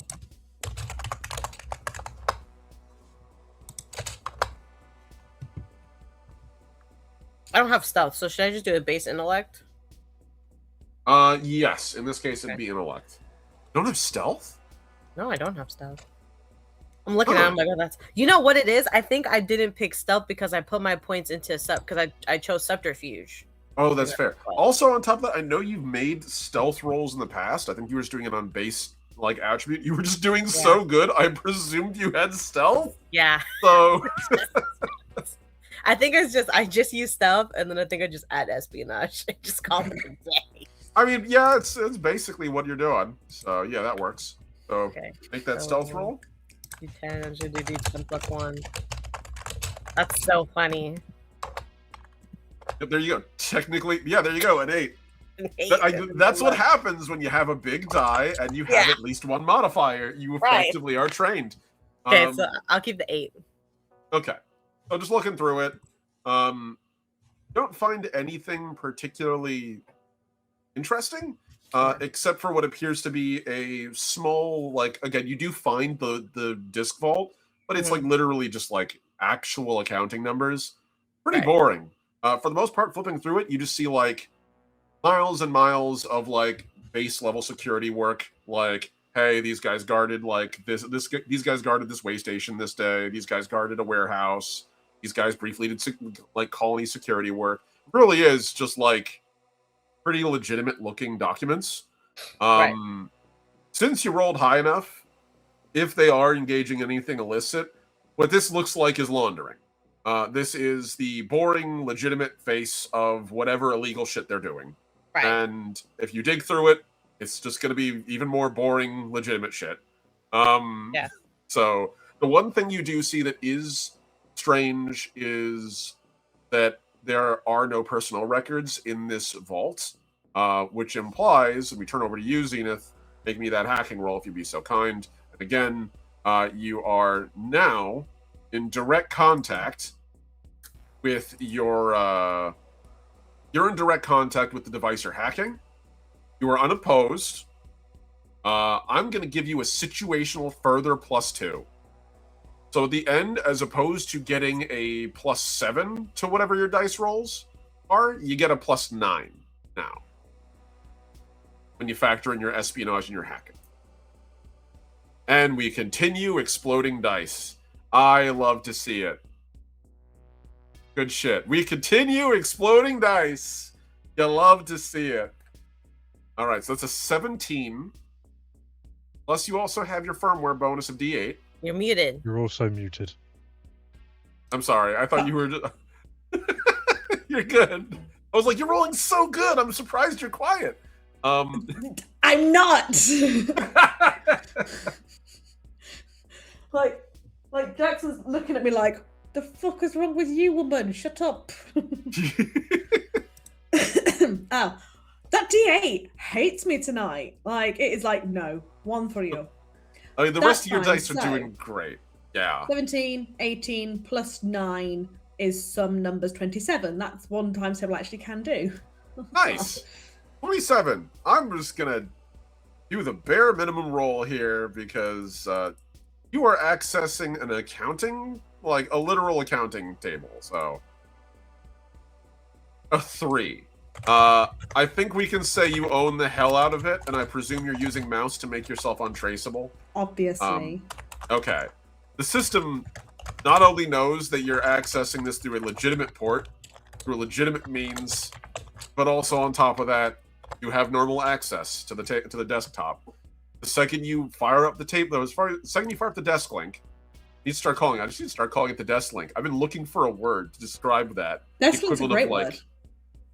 I'm happy with it because it's the biggest beef I had when I was playing Mass Effect is everyone walks around with like the Omni tool and it's like, so what do you call the desk version? Like, I don't know. Anyway, so your desk link that you're working on right now, you can see where that final like file is. which that in this case is the personnel records or resident security solution. Seems pretty legitimate for the most part. Just looking through it, you do see a couple of weird anomalies, but that does track with a company that existed once and was dissolved along with several other companies, and this appears to be kind of the amalgam of what the new corporation is. So you do see that there are a couple of old Vantacorp personnel that worked here prior. Most of them appear to have left. The only person who is here now appears to be Kale. He appears to be the last aspect of Vantacorp that remains in this new resident security solutions. What's weird is the rest of the corporation, in terms of where they're all from. Seems they're almost exclusively human, or Aname, or Acris. No Shrike, no Click, which is really fucking weird, because Click are like actually about half the entire galactic population, or damn near, and no synthetics, no nothing else. So it's They're racist. You're not really sure why that is, but that does seem to be it. And a lot of the humans seem to be specifically from Sol. So in our solar system, explicitly. So it appears also as though Resident Security Solutions was apparently attached to a larger entity in the past, but that was like 200 years ago. A little over, like 250 years ago. They no longer have any records from that era. All you know is like it just shows like some documents referencing prior personnel or prior like or business arrangements that just don't exist, and any of the date tags are just like literally back during the Human Faction War, which is again a period of 200 years. So roughly from now 200 years in the future, and right now you're playing 400 years in the future. So bearing that time frame in mind, the final thing you notice your roll, which is again ludicrously high, is that there are staff here today. There should be about 30 like office workers. Technically, none of them are explicitly we call traditional office workers. It appears as though as if a lot of them are, I believe the term would be technician. So a great deal of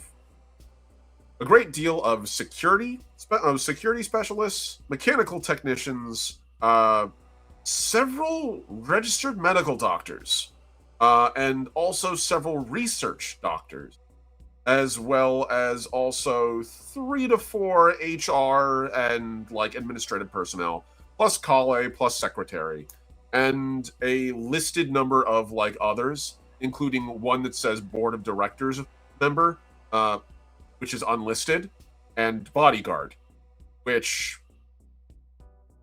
you probably put 2 and 2 together who he was eating dinner with. So, but they're all clocked in right now. None of them have clocked out. And they're pretty good about that. And you're sitting in their office, and it's dark. So, you're muted. Still muted. It's because I'm typing. I know my typing is really loud. So I'm like, don't worry about it. You're fine. It's fetch. She's gonna sort of inform Amaya and just sort of look around, going, apparently there's 30 people in here right now. Right now? Actively clocked in, supposedly. Didn't know. Sort of looks down. Didn't know Acris humans and Oraname had learned to be invisible and non-existent, but sure. Right. Is there like a company event or something going on today? Is there? It does say that there's a meeting scheduled for about, I'm gonna say 7 p.m., which is around what you guys were looking at with the time frame of when that meeting was supposed to be held. So, yeah. It does say that it's on site, however. Does it say where on site? Yeah. Research Division 32. Okay. Research Division 32. So as you type that into the system, it actually gives you a series of errors very quickly. Primarily, there is a Research Division 32. Technically, there's about 40 research divisions spread across the entire area. However, these research divisions are the research divisions because they're discrete. This is where a lot of corporations will do like prototype testing. The JSA does benefit from the fact that this is not the Union. So if you need to do the kind of testing that wouldn't really fly above board in the rest of the galaxy, you can do it here. And it doesn't always have to be sinister. Some be medical trials for drugs that aren't ready to pass muster in the bigger galaxy yet. Maybe it's for product testing, stuff like that. The kind of thing you want to keep under wraps. Is there any red flags being raised by the note that there's a high amount of I've written the words down. Research, medical doctors, that sort of thing going on for someone that's about security. Does that not feel a little of an odd suspicious? I'm gonna let that sit in your head, but the fact that you asked that question means you already know the answer to that. Bear in mind, Zenith, she is a research background, so she knows what research is meant to she's got this whole thing where she's researching botany, all that stuff. Look at her wife, she understands what that would be for and is confused as to how this is tying into security. That's very valid, bearing in mind your character's prior knowledge as both a research assistant and also not just a research assistant but actually a researcher in botany for quite some time, as well as also someone who's worked in clandestine works. What this looks like to you is a Skunks Works. Skunks Works are basically underground, secret, basically research projects. So think as an example, Area 51. Everyone thinks it's the place aliens crashed. Actually, it's where we started flying crazy prototype X-planes. And when they crashed, we weren't allowed to tell people about that. So hence why people saying weather balloons aren't fucking disc-shaped and don't fly at 100 miles an hour and don't leave a kilometer's worth of scrap metal everywhere. So yes, that's what a Skunks Works is. In this case, what you're looking at, staff they have there, that shit is not security. Or if it is security, they have enough teams here to engineer something crazy. This is a bio-research division from the way they've staffed it. The fact that they have security on mind, you don't know what the fuck that's about. I should mention that. You do know there are security personnel, but it says that they're on duty, not on call, not on contract. They are staffed to the actual structure itself. A total of what appears to be... I'm just going to go by the actual terms they would use. So let me flip the book open here very quickly to the page I have on Resonance Security Solutions. Yes. Right here. That is that would be three splicers, a fire team of 7, literally just says fire team security. And then finally, what appears to be 5, what they abbreviate as centurions, given their cost as well as also the length of time and amount of training they clearly have had to go through based on the documents that you have, which is, again, personnel documents. It is pretty clear to say that they are either well-trained soldiers in hard suits or they are possibly pilots. But probably more likely the hard suits, because a pilot would probably also have to have their vehicle registered. I think that's what I think that's everything.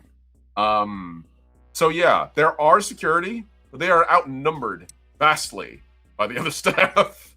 Yeah, so kind of in the same breath as this is an awful lot of doctors, it's also this is not nearly enough security for a security company. Passing this straight on, passing on that there's a meeting going on, apparently at this point, at this place. Beep, beep, beep, beep, beep. update to Mognir and Becky, because, like, this is important. And Louis, but, you know. So what do you two do next? For the record, no one has shown up the whole time. Closest thing you've seen is one person walks relatively by Amaya, like not close, like on the other side of the cubicle aisle, and they just walk by and just go like, hey. And, like literally just carrying a half mug of coffee, wearing a shirt that says like Euripides Stellar, like Commerce Division. Right. They're not at all interested. They literally walk on by, go into what looks like a kitchenette. Yeah. Like put my hand up like, hey.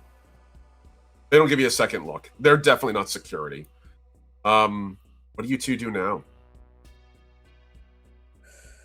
So, loop the others in, so they are like aware of what we've found and the potential kind of not difficult conclusions that can be drawn. And kind of do a, shall we see if we can figure out where the fuck this this research place is? The research. I've just written it down. Yeah, she'll send a message. Oh. So, yeah. I've forgotten how to read. You're good. The research division the research divisions are technically 32. Yeah. 32. The research divisions are actually appears scattered around the base of this tower. This is pretty expected. Roughly around where the plank is. They are, however, unregistered in exactly where they are.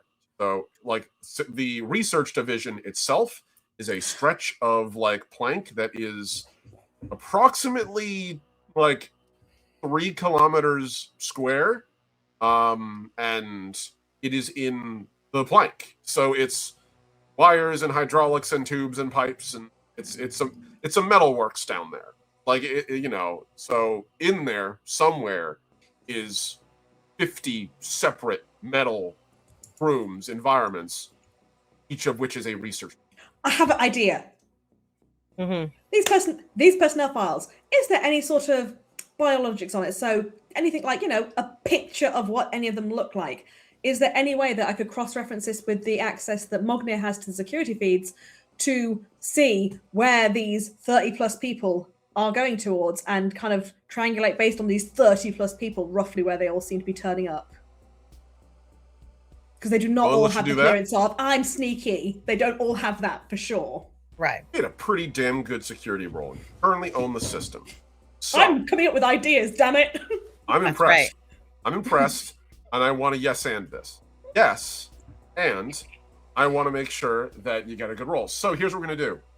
Make me a new hacking roll, but in addition to your hacking, relevant proficiency ranks in espionage, I believe you have botany as well, correct? I do! Add botany. Yes! You're literally tracking using a gene track, using like basically biometrics. So I'm willing to let you do that. And we'll add it all together. So while she does that, quick question. Where are we in relation to where Becky is? Because I'm thinking like we get into the elevator, if we're above Becky or something like that. How do we all get into the elevator at the same time? Fine, Becky will grab a lab coat, you know, just pretend she's one of the girls and walks in. She's human. That's true. That's also fine. Okay. So, for the record, we're all going to meet up. You two are technically in 2 separate, non-connected towers at this point. You. So the towers connected a bridge at several bridge points during like the length, like every, I think like 40 stories or so. There's like a gantry between them. Yeah. So Becky can literally ride one elevator down. You guys can ride the other. You'll both arrive at the base. We'll meet at the base. That's cool. Okay. So that is pretty decent roll to begin with. So that's a 7 plus a 5 gets us a 12. Plus another 7 gets us to 19. Plus, what's your botany? It's just a 1 for botany. Okay, 18. Just for the extra push. Could I roll academics into it? Because I'm using my researchy background to kind of be like, excuse me, guys, and keeping an eye out for the researchers. That's fair. We'll see if this pathetic computer can do anything to stop that. No. A 5 is not at all sufficient to stop a proficient hacker who has a very specific goal in mind and is accessing it legitimately. It does ask you to, at one point, please reconfirm your PIN, which you immediately do and beat the shit out of the system, and it just goes like, oh, okay, you're fine. So, I make the system apologize to me for having even asked. The system wishes to send you a gift, an apology.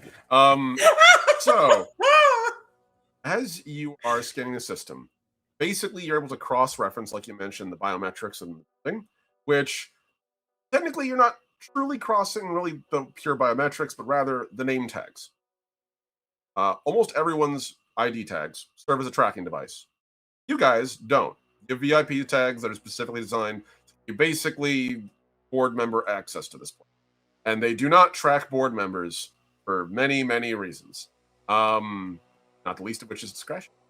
In this case, however, rank and file folks, as long as they're in the building, they know exactly where they are. Unfortunately, they kind of also use it to make sure they're staying on task, staying at their desks, and not like doing like socializing or pooping for too long. So gross Amazon level surveillance. But in this case, it actually has a perk. Makes it easy to track these people. Now, the funny thing is this. As you're looking through the system, you can see that this room was occupied. Very recently. About a half an hour before you guys got here, actually. This place was filled with normal personnel. And then the shift change happened. And the personnel that stayed all got up and walked to the elevator that you guys came in, the same elevator Kale got in. Went down to the base, and when they were leaving the elevator, the cameras and tracking systems intentionally turn off. Again, in a research division, they don't want to know where people are going. But or the cameras, they reach that like black zone of where you're not allowed to go. It does show the direction they're walking in. And it's not like one person. It's like a crowd of 5, and like 6 other people meet them down there. And more people converge all in that area around the elevator, and then they walk off. Okay. All in the same direction. By the way, is the reason why, if you're going to go do something discreet, don't meet under a fucking security camera, for the love of God. But they all went and did it. This is what happens when you're amateurs. Right. So you know the direction they're going in town, and that they all left about a half an hour ago, en masse. Go.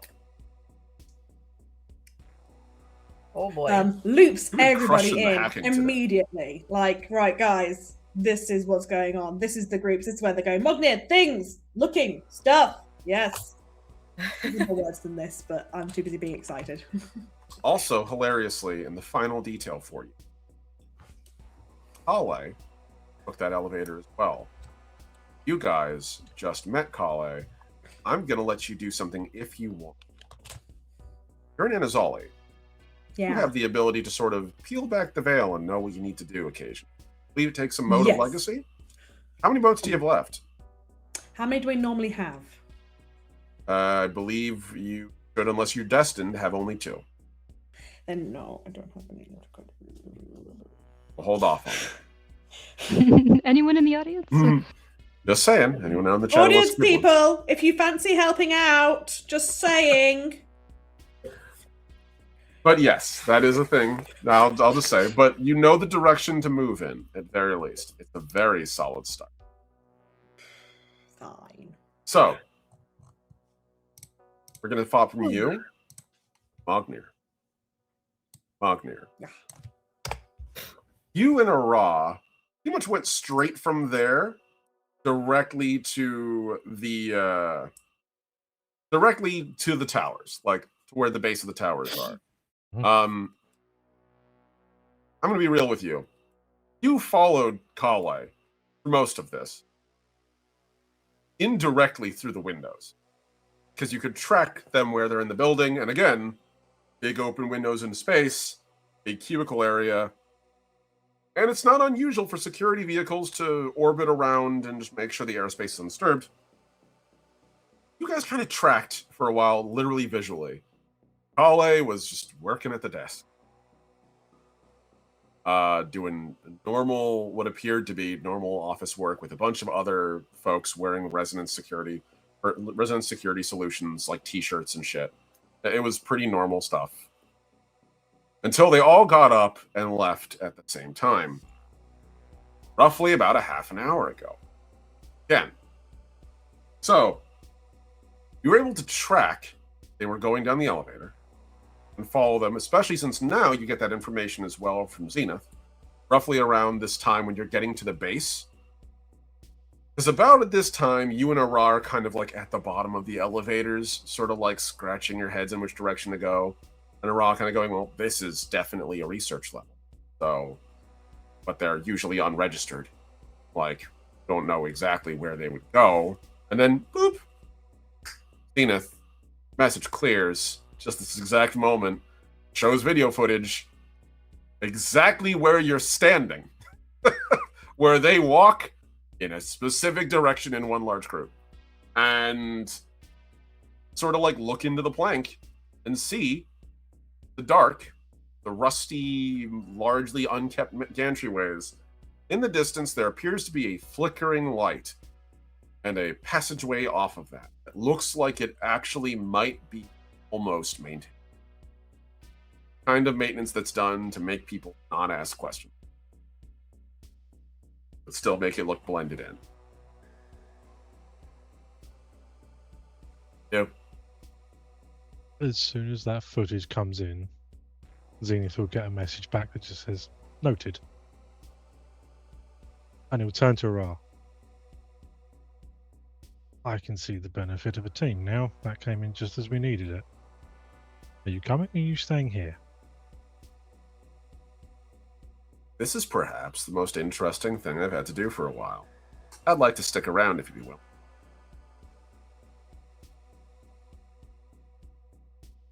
It's fine by me, as long as you're aware of what this might become.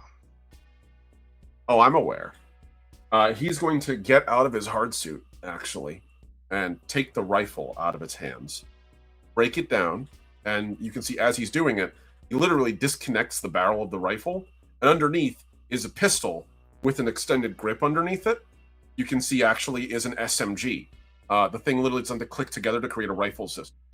Assembles it partially. Puts the parts he doesn't need back, turns to the hard suit and says, wait for me upstairs. And the hard suit literally blinks and turns around and walks back into the elevator, pushes the up button, and the elevator closes and begins to go up. And he turns around, shrugs at you. I prefer stealth. My hard suit's good for smashing through doors, not good for nothing. Also handy for being in two places at once. Most people just look at a hard suit and presume there's someone in it.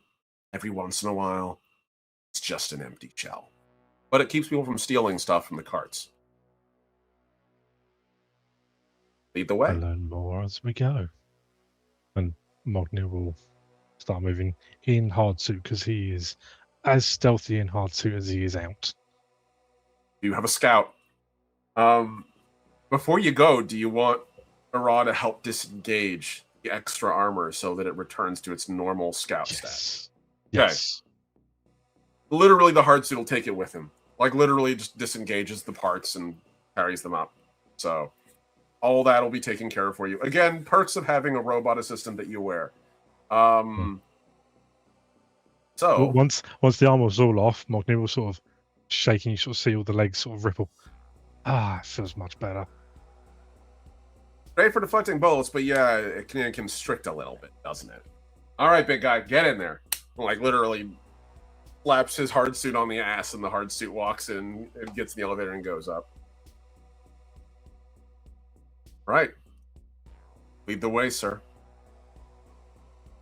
You will be leading the way stealthily. Okay.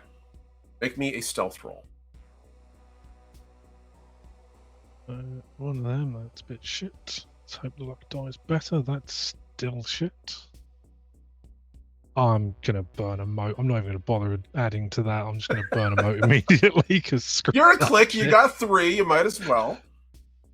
Yeah, that's better. That's already objectively better than your last Hey. roll. Plus 4, so that's 12. Can I add hunting? Absolutely, you can add hunting. So that's 13. Okay. Good.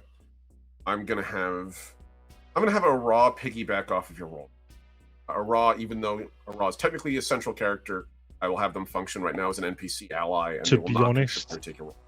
in us moving, he can literally be on the back of me. True. So- Yeah, he can literally hold on to the back and sort of ride you. Yeah. Like, There is enough kind of the hard suit in the body of it for him to literally just be stood on the back. yeah, that works. And the way that Acris are very good at balancing actually means that probably run as quick as you. Besides, just don't tuck into a ball, I and was you'll gonna be say, fine. without the ball, I can still move at a pace of 9. So I'm Yeah, still fast as hell, even without tucking and rolling. You're doing pretty good, yeah. All right. So as you plod along on the gantry-way, and I shouldn't say plod, I should really say more skitter. Your hard suit as a scout suit is designed to absorb vibration and move more quietly. And so, even though you look like a metallic train of legs, which should make a lot of noise, it's alarmingly silent. But that's the great thing, because there's so many legs to distribute the weight. Exactly. So as you go down the hallway and you get to that gantry, you can actually see that the gantry does in fact air gap in space, like so much of this structure. The plank again is really more of like a service structure more than it's supposed to be a habitable one. But as you go along the gantryway, and you can see like it's rusty, like everything else around you. However, as you're walking on it, roll is sufficient enough for me to tell you this. You realize it is not rusty at all. It's rust paint. The entire thing has been primed to look like it. Rusty. Precisely. It bears your weight easily, and there's about like a 200-yard gap across cold vacuum to get where you're going. These sort of gantryways are normally only used for sensor modules or for at least some kind of like power transmission. And about midway along it is this kind of looks like your standard sensor station. A roughly about 3-story building, relatively small. I want to say hundreds, like, yeah, I'd say about 100 feet wide by 100 feet wide. Like, as far as the infrastructure of the plant goes, it's a pretty small structure. Sort of hovering out there with what appears to be a bunch of antennae relaying data from one point to another. It's rusty too. Rusty with air quotes. When you get to the door, you can see that the airlock itself has a state-of-the-art security system built. And it is not rusty. However, that security system is not a series of cameras or anything, because, again, hard vacuum, and they're trying not to call attention to it very clearly. Instead, it's literally an ID reader. There's also what appears to be along the outside cabling that seems to go in through the roof, which implies there also might be some kind of access.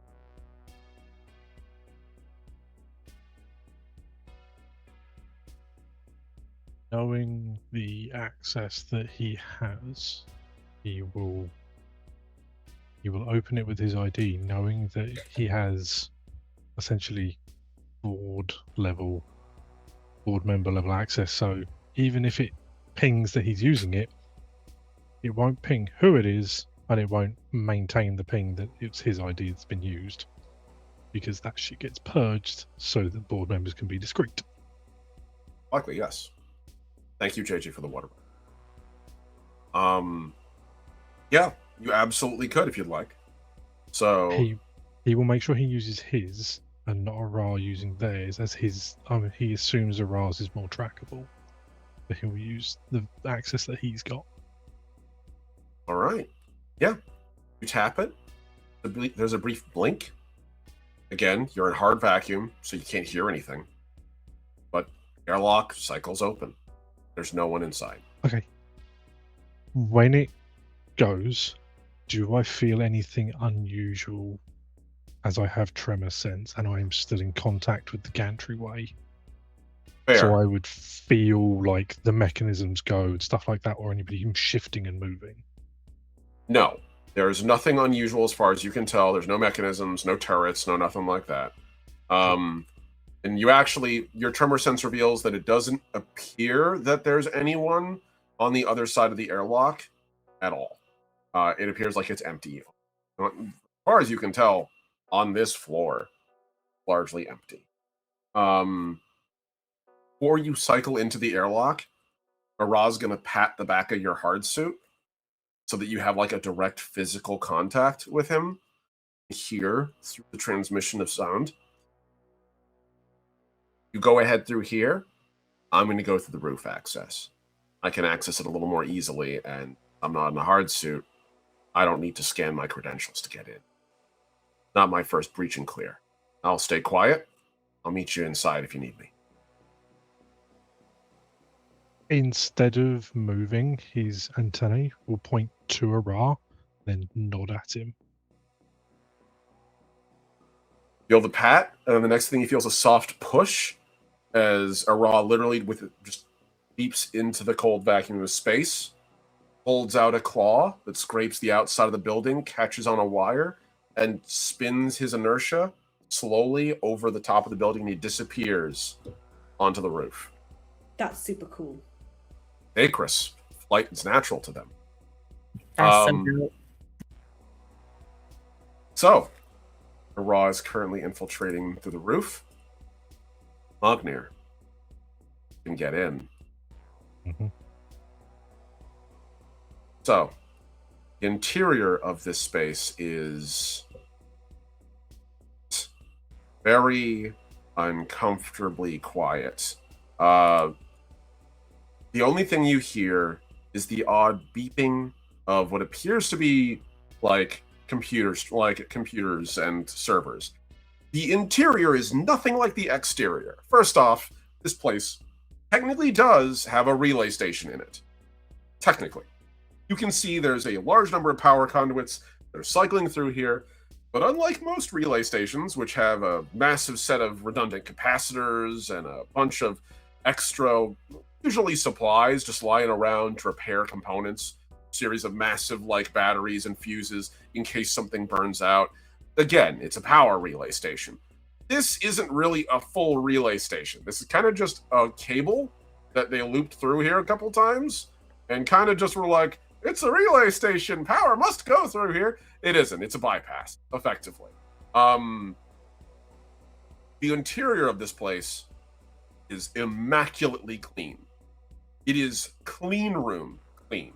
As you cycle through the airlock and at the other end, there's actually a brief shh sound as it sprays you with what you're pretty sure is some kind of like really potent alcohol chemical, which very quickly, as soon as you step into the natural air on the other side, just boils off instantly. And your hard suit registers that actually you have 0 biological contaminants on your outside now. Even going through vacuum, like some things will stick. Nah, you're squeaky clean. You got a free car wash. The walls are lined with and servers. Miles of circuitry crammed into a tiny building. No cameras in here on this floor. And as far as you can see, there's no place for people to even really stand. This is basically a corridor, go down a set of stairs on the far end. Not an elevator, set of stairs. You think it's probably because an elevator would draw power and possibly allow people to know when people are going up and down. Stairs don't. They're willing to sort of violate the fact that some species and people actually would require proper access, and very clearly they don't care. This building is not meant to be accessed by people, not usually. All So the species that they've chosen can use stairs normally. The only thing getting into this room once he's in it, Mognir will do, is he will quickly ping a message to the rest of the group saying, vid feed incoming. Do not let it be seen. And he will actually turn a camera on that he used to do for hunt reports that is essentially a Mognir-eyed view. okay, that's fair. Everyone else is your... It's essentially like just to the side and just behind his left eye is essentially where it's mounted.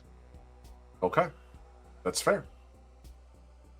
Everyone else, the wristlink's ping, get that message, and it shows a streamed video feed. Now, I'm going to make a quick roll here. Is it being recorded or just streamed? Just streamed. Okay, Becky will hit record on hers, so that way at least we have a recorded record. Okay.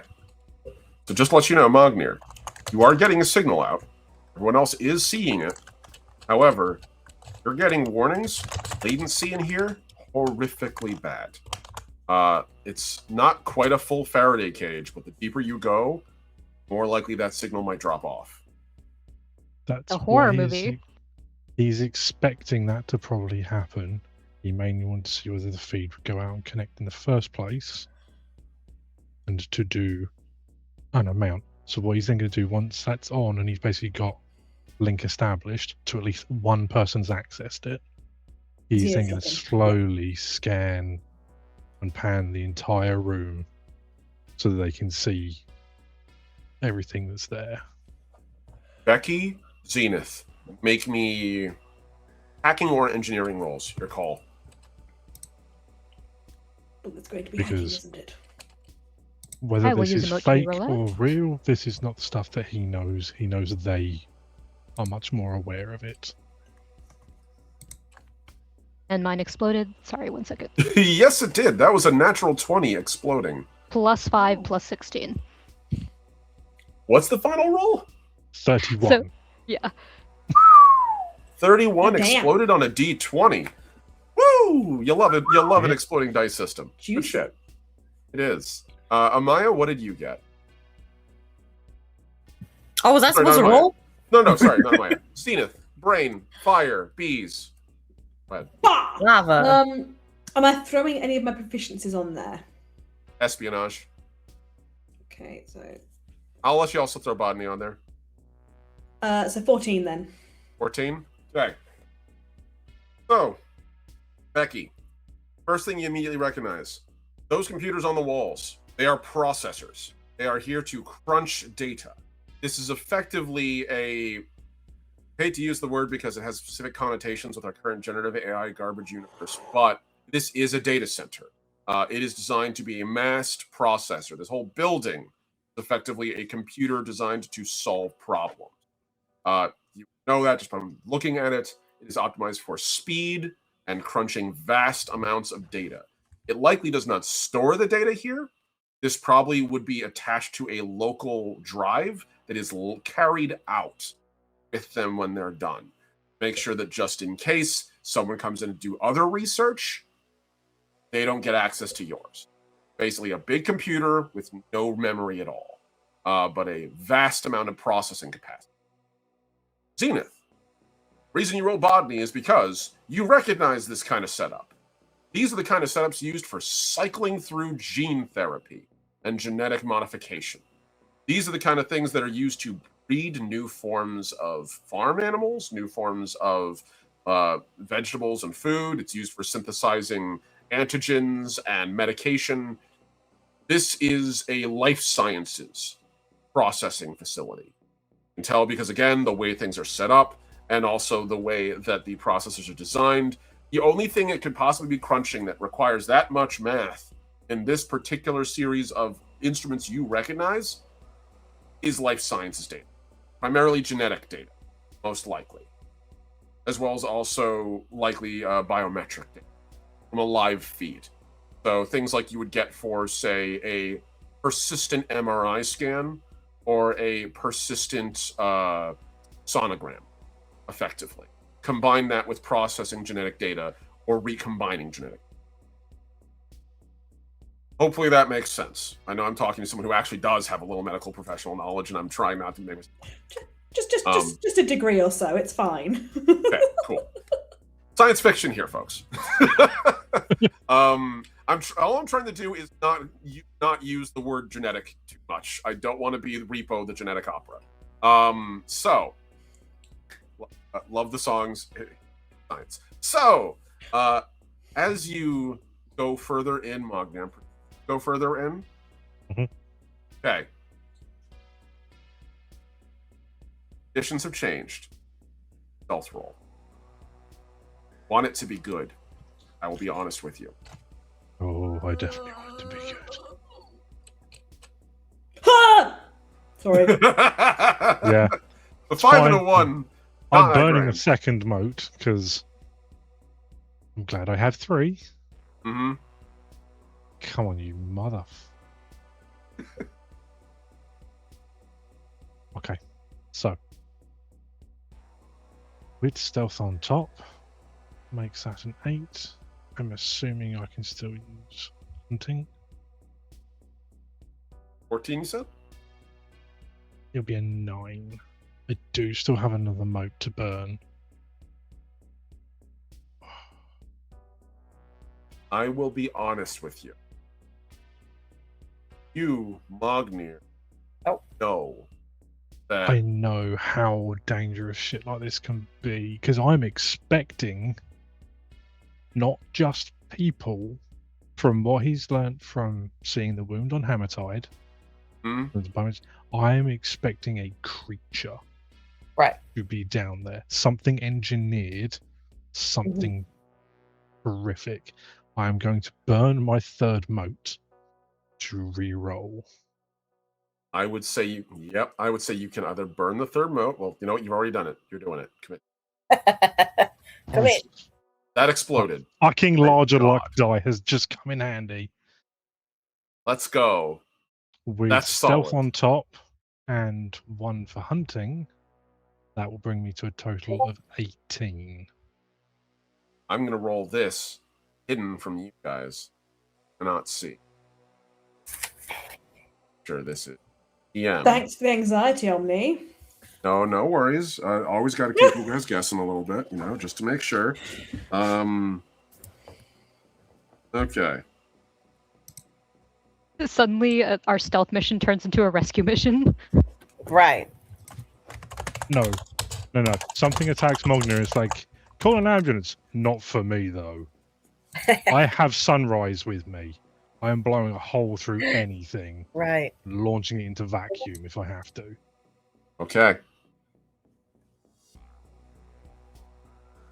I will put a spaceship killing hole through anything I have to. So, as you walk forward, Mognir, stairway you're walking through is large enough to accommodate effectively 2 hard suits walking flanked with each other, or a couple of personnel carrying something big between. It goes down the entire circumference of the 2nd floor. As you go by, immediately recognize there are people there, and they are just sort of, because of the size of the building, they're just sort of nearby the stairwell. Not a big building. But enough heads up, you can actively camouflage. Bye. I'm not going to make you tremor sense, so I'll know as soon as I get near to them that, oh, fuck, they're there. Look. Exactly.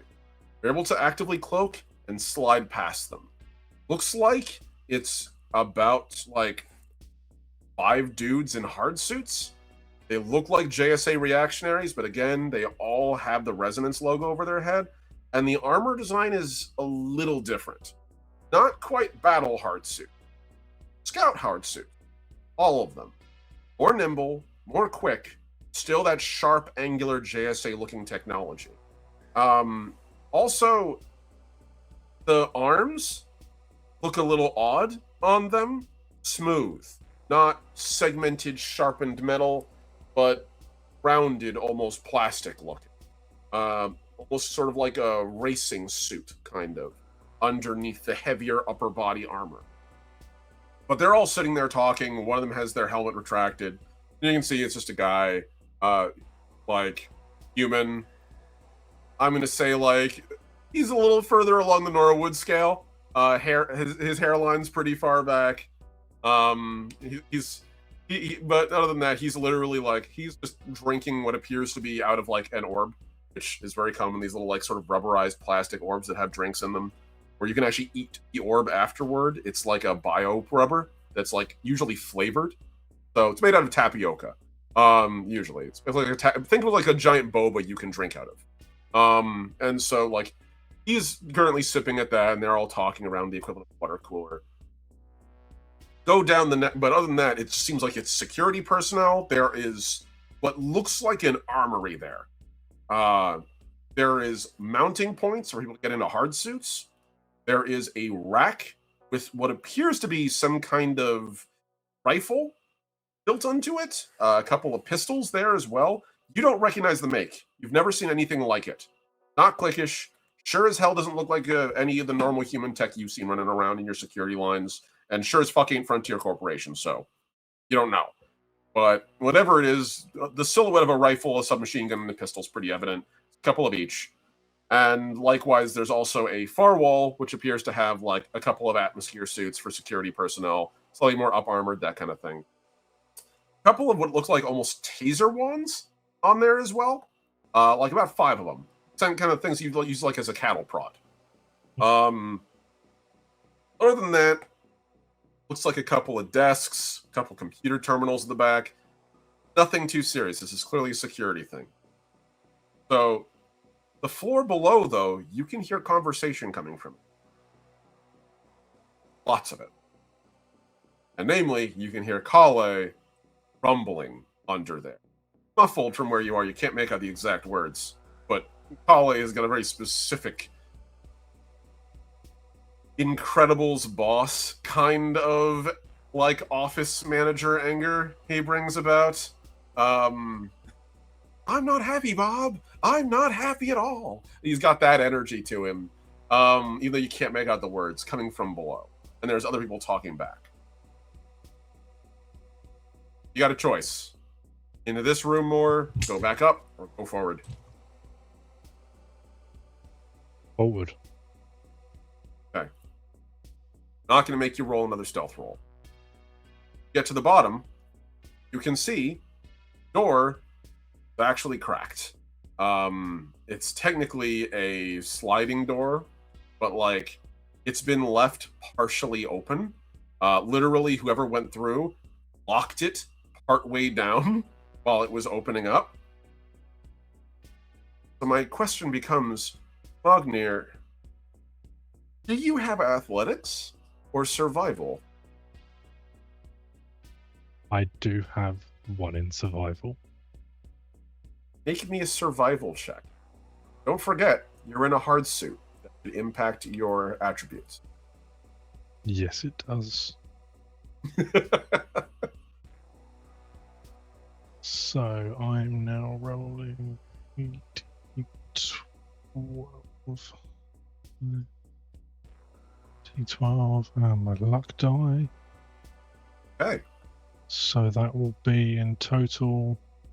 Can I add hunting, gathering, or trapping to this? I'll let you add hunting and gathering both to this.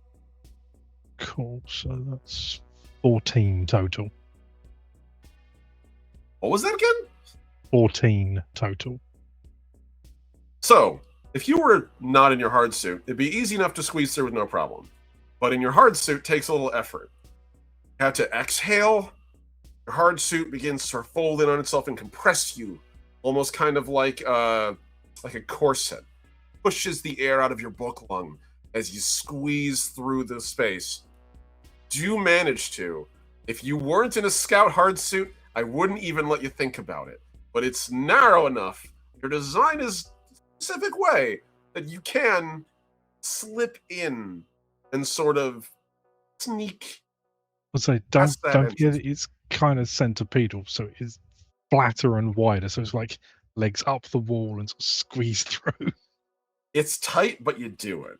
I'm gonna make you make the roll again to get out, but you can get in. Oh, don't worry. I have a plan for getting out if I need to. That's fair. So, as you get in, Holes. sort of It involves holes, I know it. as you slide into this, like you can kind of sort of flatten down. The bottom floor is a very clearly busy laboratory. There are massive containment flasks and containment vessels that hold, like, just at a glance, you have enough basic chemistry knowledge to know like what actual base chemicals are, but also a series of a large number of enzymes, common proteins, things of that nature, as well as also large amounts of what appear to be a combination of painkillers, growth hormone, several other things. I'm going to say right now, Zenith, this is where your knowledge kicks in. Several really powerful steroids are mixed into this as well as also a large amount of, and I believe the term would be primer material for genetic modification, as well as also a number of incredibly low temperature devices for storing what appear to be stem cells of multiple species. Stem cells and a combination of basal cells as well. Not in a slurry, but like in separate flasks. There also appears to be, seems to be a surgical theater further in around a large vertical tube.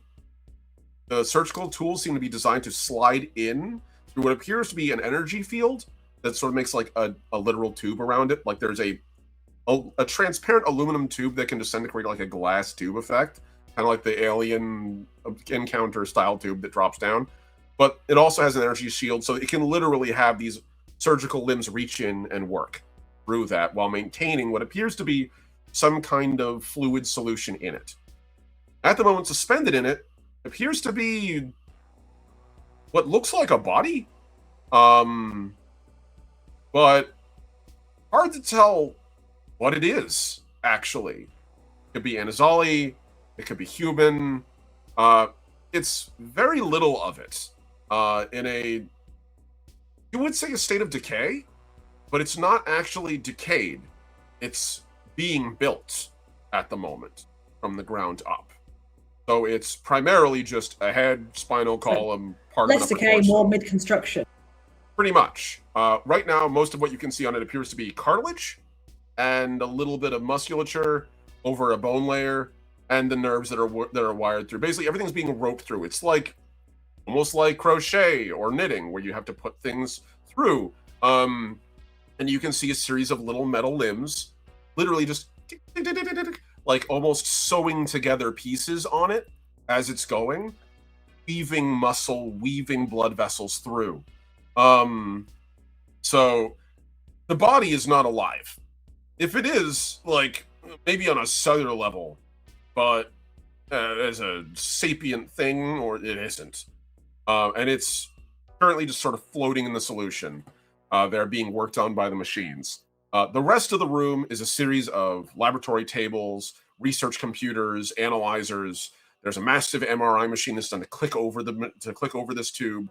Basically, this whole thing is built around this operating theater and all the research that goes on outside of it. And at the moment, in front of that operating theater, you see Kale pacing back and forth, shouting at his personnel.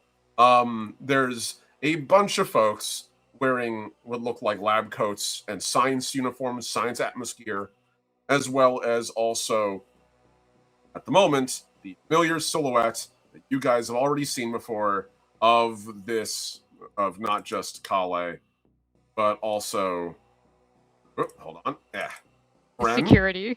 and Bren, the horrifying thing that is Bren's bodyguard. The bodyguard is currently sat on the far side of the room, looking at the tube quizzically, like sort of floating around it. And you can get a good look at it now, because it's actually walking. Its cloak isn't sort of pulled up over it, obscuring most of its body. You can see the majority of its body is this very tightly compressed composite material, like almost like a rubberized plastic. It seems molded to an almost muscular shape. Its legs are a bit odd. They look like extensions, almost, because even though it has a very humanoid body plan, its feet terminate in almost like doe legs, like almost deer feet. Very small hoof, like it's barely bearing its own weight as it walks. It seems to be gliding, and those legs are used more for controlling where it's gliding than actually bearing weight, per se. And it's mostly turned its attention to that. Its sword is currently out, but not, it is glowing. You can see it has two bright ribbons of red on the outside of the sword, which are very clearly captured plasma. So that is a beam saber that it is carrying, and a man-portable one that is not the kind that temporarily turns on and off like most do. It is permanently ignited the whole time, which is insanely wasteful energy-wise. It is. Around them, you can see all these other personnel sort of walking, and in the distance, you can see Vren sitting in a chair at the far side. He appears to be sipping coffee as Kale pairs his personnel a new one. There's namely like a couple of what look like scientists in front of Kale. One of them, look, we did exactly what you asked, and it worked. It worked really well, actually. Kale turns to him and just sort of puts a finger onto his chest and pushes him back a little bit. Like he has to step back a little bit. Does good look like missing? Because last I checked, when you make a gun, you want it in your hands, right? Right? That's how it works, right? And it turns to one of the other guys nearby, and the guy's like, yeah. Right, and you're supposed to fucking have it. So we made a weapon, and it did what we told it to do. And it fucked off. I don't know about you, but if I made a gun, and I shot someone with it, and then it just fucked off and took a vacation, I don't think that'd be a successful product, would it? So don't tell me it's successful. You've made a munition that has left and is now killing independent of us. That is not what we ordered. Not what I ordered. I need soldier. Soldiers follow orders. Who is the Nimrod who was in charge of indoctrinating this thing? Please step forward so that I can decide whether to eject you into the cold vacuum of space where your body heat will be more useful than in this room. And one of them steps forward, and you can see it's this woman with a relatively short bob cut, human, brown hair, like a little bit on the pudgier side with a pair of glasses. That's me. And I fucking told you this was going to happen. I gave you a directive. I told you what we ordered. We gave you the funding. Why didn't it work? You tell me, because the last one we had, I would consider more successful than this iteration. Because the last one at least stayed on mission until it got pancaked by some bumpkin on some fucking backwater by some lucky slip. So it followed orders. It even communicated with us. And you swore to me this one was smarter. That implies communicative. So why talking when we talk to? It's because you made it too smart. What do you mean, too smart? What? It isn't taking our call? It isn't taking our calls because it doesn't feel the need to. The last one you made, the one thing we didn't really tinker with, was cognition. More or less. It was pretty much a man in a suit. Give or take. This one you wanted us to improve it. Something about making sure it was resistant to hacking attacks or something like that.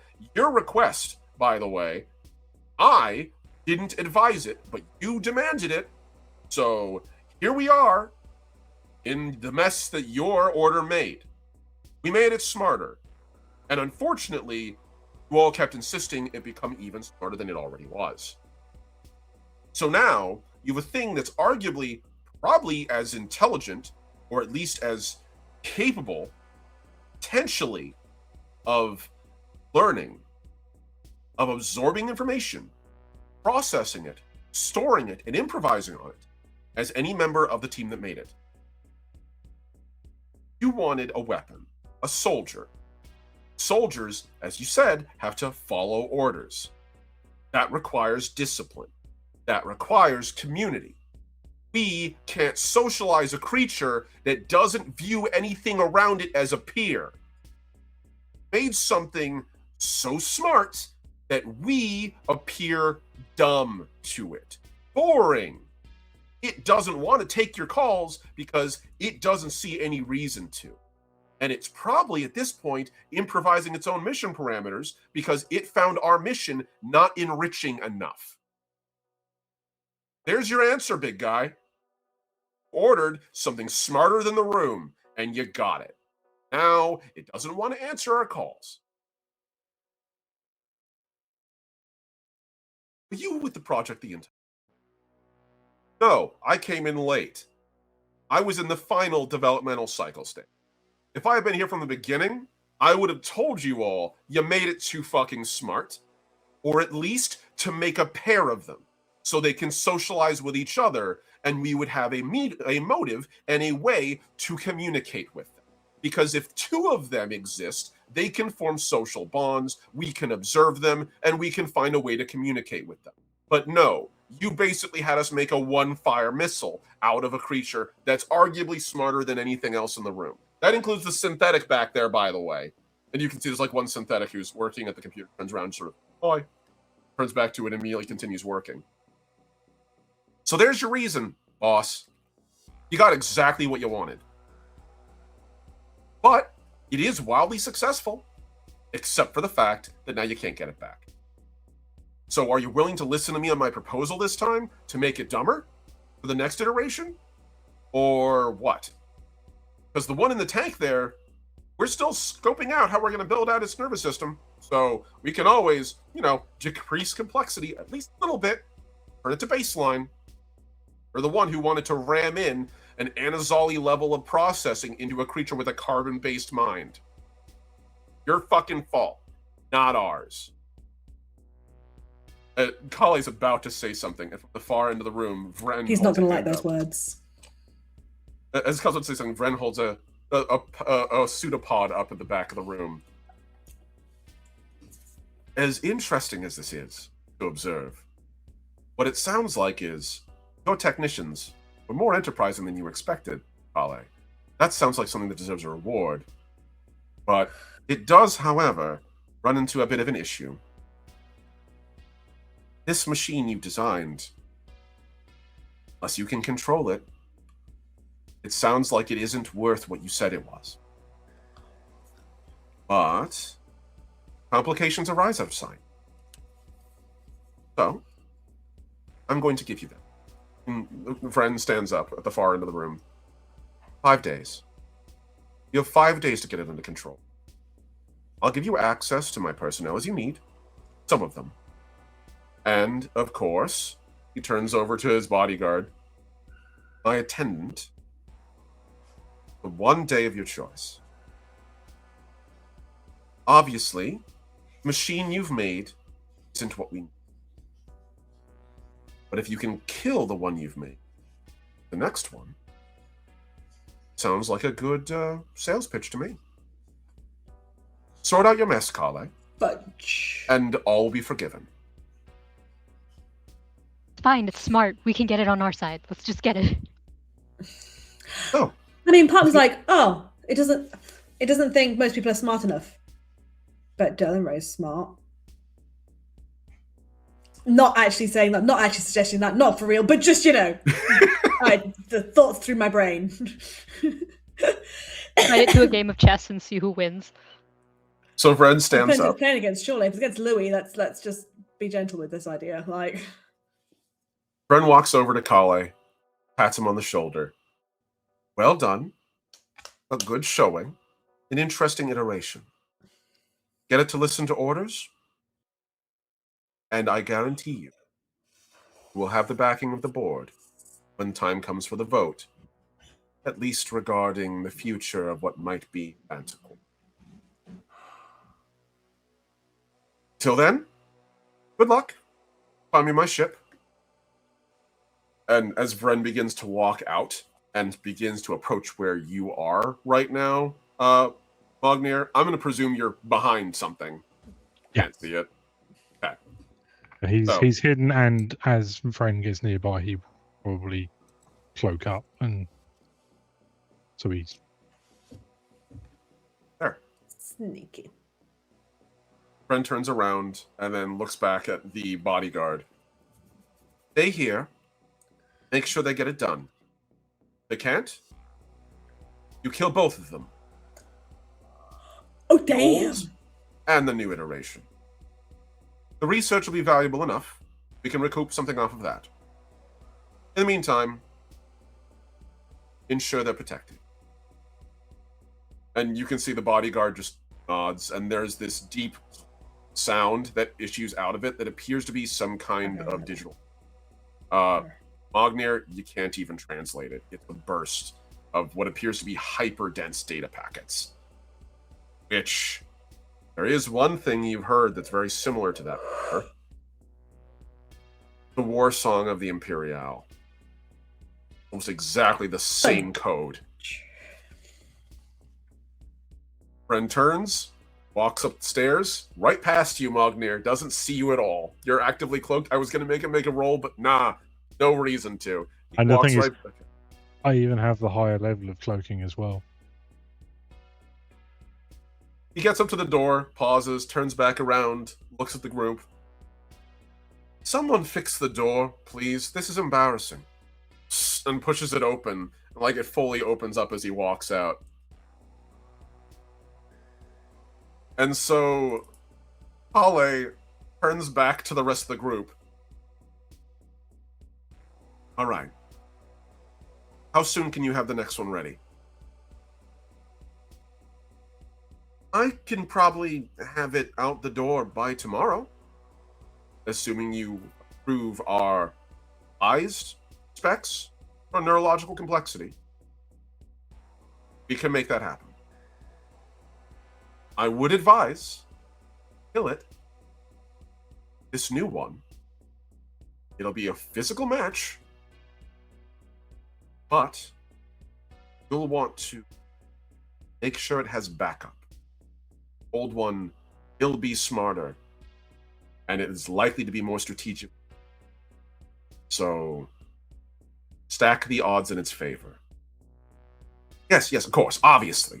Not going to send this thing into the lion's den just to get it killed. Already made enough of a fuck up about it. And you replicate. What was it you called it again? The thing it did. And he makes this gesture of like stabbing with a hand, and she goes, "Yes. We should be able to duplicate the Devourer's Scourge. It should be fine. We have enough of the matter left over." And it hasn't breached containment, so we should be okay. But this will be the last time we'll be able to create this until we get new supplies. So don't fuck this up. And furthermore, please, no more bad news. It's, again, a warning. And I know that Phil already gave you this warning, but I think you need to hear it again. If it can't control the Scourge will grow. And as we've mentioned, if it reaches a certain critical mass, stop being the weapon, start being the pilot. Don't want that. What we're working with here. Right? Right. Why is this relevant? We've never had this thing clash against another of its same type. Speak directly, just be plain. Fine, you wanted a weapon based on the Ataraxi Scourge. Delivered you one. Up until now, a very small amount of it can be weaponized. If this makes contact with another instance of it, and it isn't contained, it could spiral. It is a creature designed to absorb matter. And if it absorbs like matter, it might become a critical event. Think nuclear fusion, but on a quantum cellular level. The cells become smart enough to begin to program matter and not merely annihilate it, and then it will grow, and it will eat the thing that wields it. And then, well, we're gonna need hunters. So, I advise going to make another scourge. It be a killing blow, kind of. Because if it clashes, be very bad. Above table. Mognir, quick! Below the building!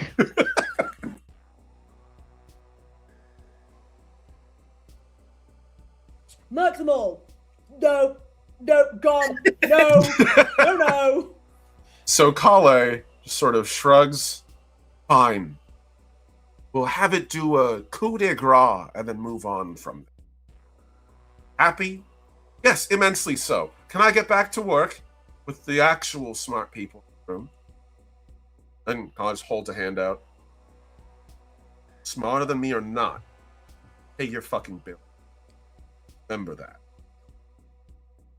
You might be the person in charge in this room. The room doesn't exist without my say-so. Guarantee you if this goes south, I want someone to blame. And it's not going to be me. Keep up that attitude. Yes, of course. Sorry, sir. It's been a stressful week. I'm willing to be generous. So let's reconvene tomorrow. And when this thing is ready, then you're confident it's been properly indoctrinated? We'll deploy a strike team. We'll need a lure. It's still sticking to the profile. Yes, as far as we can tell, it does still seem to be killing mech pilots. So, yeah. Good. Maybe we can get a lone JSA patrol member. Be fine. I can pay the insurance. Right? Sure. That's fine. You figure that shit out. The less I know, the better. All right, Phil. Spin up the genetic recombinizer. We got to do it. Let's go. And the whole room begins to get busy again. And Kale sort of grumbles, starts walking for the door. And as he walks by this towering armored thing. He looks up at it.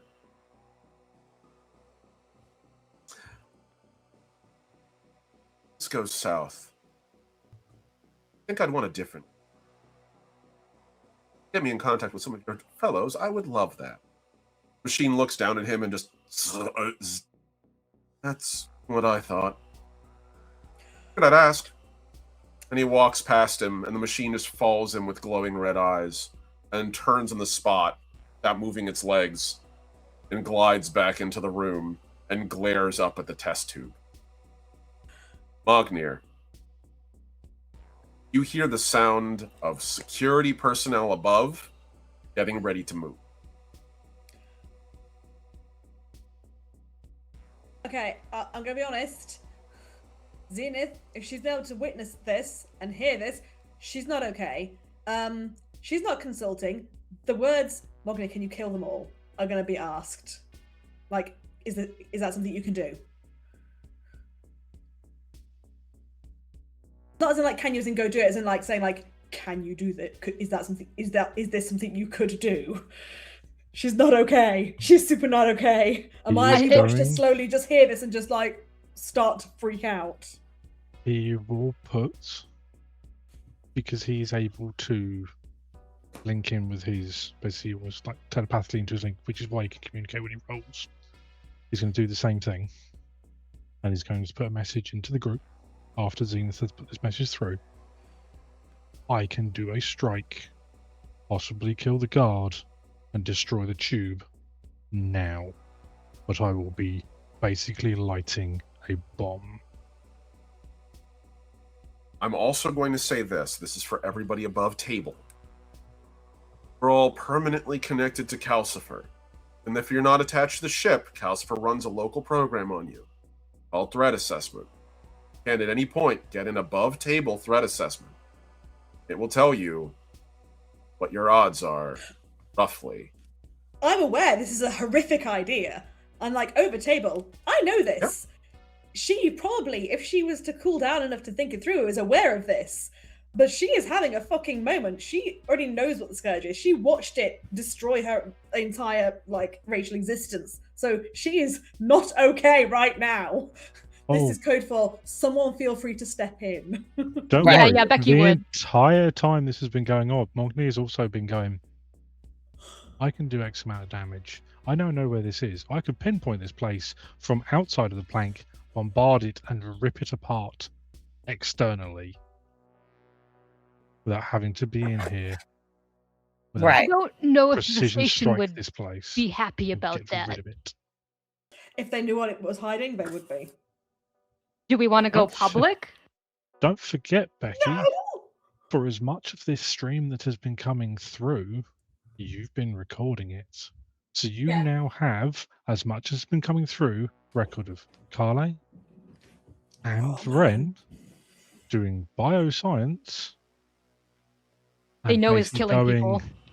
fuck everybody, and if it goes wrong, that's fine. We'll just kill them all. Yeah, Becky would send in the group chat. It's not worth the risk. We can get backup. What do you mean the risk? What, the risk if it gets out? Do you have any idea what that did last time? The risk of Mognir suffering, Mogni getting is hurt. going to send a message to Calcifer and access it. Calcifer gives you an immediate threat assessment. Breaks down the room. It's running basically hundreds of simulations on how his fight can go. Very quickly. It's a very simple little machine. And Calcifer is very good at this kind of work. So, as Calcifer does all of this, and our little guys are running their processes, eventually he comes back with a threat assessment. Be considered a lethal encounter. Lethal encounter pretty much means Calcifer does not see any possible way you will survive. It just run the numbers. Majority of this room, and even the guys upstairs, you've got. It's basically saying, with sunrise at midnight, take them. The big asterisk is that thing. It's the subjugator. It's the bodyguard. The subjugator. Mm-hmm. There's a simple reason for that. From what you can tell, from what Calcifer can analyze, the subjugator has shown signs of what it is describing as limited precognition and the ability to bend space and time. No, This thank you. implies it can spacefold personally, and that it might see things coming before they happen. If you got a dead shot on it, probably kill it. If you don't, it can get out of the way, and it very possibly could. Mm-hmm. And the problem it's running into is that since this thing is showing signs of being tied to the Imperial, it is presuming an Azali weapons technology of its manufacture. And it is thus giving you a rough estimate of saying you are in the room, the equivalent of an early trainee Anazali hero. You know, Yeah. the guys that murdered continents. Right. I think is that the full assessment? I'm sorry. That is the full assessment. Okay. I think with that full assessment, I think Amaya would send a message to the group. That assessment was not to the group. Oh, was that just to you? From That Calcifer was specifically just to Mogni. Mognir. In that case, I don't know any of that. There is still the comment in the group of him going, I could probably take a good shot at the guard and get the test tube as well. Yeah, but Becky's like, the risk to Mognir is not worth it. Get out of there. Not only just to Mognir, if he's essentially setting off a bomb, that's at what is essentially like the bottom of this building. This whole thing can probably potentially go down, and then we're gonna be having Sorry. mass casualties. That's probably the wrong Right. wording on my part. It's more like just lighting a fuse on a bomb, not actually setting a bomb off. Basically, if I do this, there is going to be a shit cascade from here. Right. One final detail, I guess, that should be relevant as well. One last little bit of the assessment that I realized I know Calcifer would have flagged, given what you all have learned. Calcifer would immediately warn you, Ataraxi particles, Ataraxi cells, can survive in deep space. That is why the Ataraxi Scourge conquered the galaxy. Even after they've died, this day, Ataraxi, they usually call them cedars, small, highly adapted life forms that can survive in the vacuum of space, drifting out there, just deep space, where they live for potentially millions of years, and are waiting for just a ship to walk by, tap them, and start the cycle again. If you blow this place up, or you not blow this place up, destroy the room or cause damage to the containment flask has those cells in it, which not sure which one it is. Probably the most. It's probably the to be fair, it's probably the most industrially designed one. But if they break containment, again. This is why hunters exist. Zenith knows what happened. Every Anazali knows what happens when the Ataraxi get big enough. And humanity knows very much as well, because they nearly lost Earth very briefly because they managed to contain an Ataraxi Scourge within Kirkmira around the Mongolian area. And their solution to it was to jettison the entire complex via spacefold into the fucking sun. That was the only way they survived it. So that would be the final assessment of, even if you succeed, they're not sure you'll be able to contain it. I think even without the threat, like without the Kossifer's threat report, I think Amaya seeing Zenith like crashing the fuck out. Basically crashing out. And realizing that this is like a very high tense, high stakes situation that could go very wrong very quickly. I think Amaya would probably write in the chat like, we should retreat, regroup, do not make decisions based on emotions or overestimating our abilities. This is bigger than us. We need to take a step back. That's what Amaya would say. Becky gives the thumbs up like, yes, this. Amaze. There will be a short message that goes into the group chat. Zenith, scan for Ataraxi through the plank from the ship. I am pulling out. The stream cuts. That's it. Zenith? Mogneri is now going to make his way out. You managed to sneak out. I'm not going to make you roll. Well, I know where everything is now. Yeah, and also Vren left the door open, literally. The biggest obstacle I have was that door. Right. Yeah. You managed to sneak right back out, and if I wanted to, I could cloak and turbo wheel my fucking ass out of here. Exactly. No one would ever catch me. Exactly. I'm not going to make you make the stealth roll. Your character already did the hard part, which is getting in, and Vren was kind enough to leave the door open for you on the way out. You managed to get out. And as you do, when you get outside, you can see that in the distance, small hovercraft flies away. It has the Resonance Security Solutions logo on it. Very clearly, probably Vren in the vehicle, flying off very quickly and dips beneath the actual plank through the infrastructure. And on the roof, you can see Ara sort of like waving to you and doing a shrug like, what happens? He will antennae up and get one and kind of go. And from there, we're going to pop over to Zenith for the final roll of the gesture session. with the paddles very well. As much as his hard suit is good, it's easier for him to indicate with the antenna. Zenith, one final roll from you will be the last roll of the session. I'm going to have you make me your call. Research, awareness, or I'll let you hack. Want to use the actual systems of the station themselves. Okay. And I will let you add botany to this, and whatever your Anazali Imperial knowledge might be. If you have like, I do have one for that. Yep. And I will let you use. I'll let you use botany. It actually plays into your history of genetics and knowledge in that field.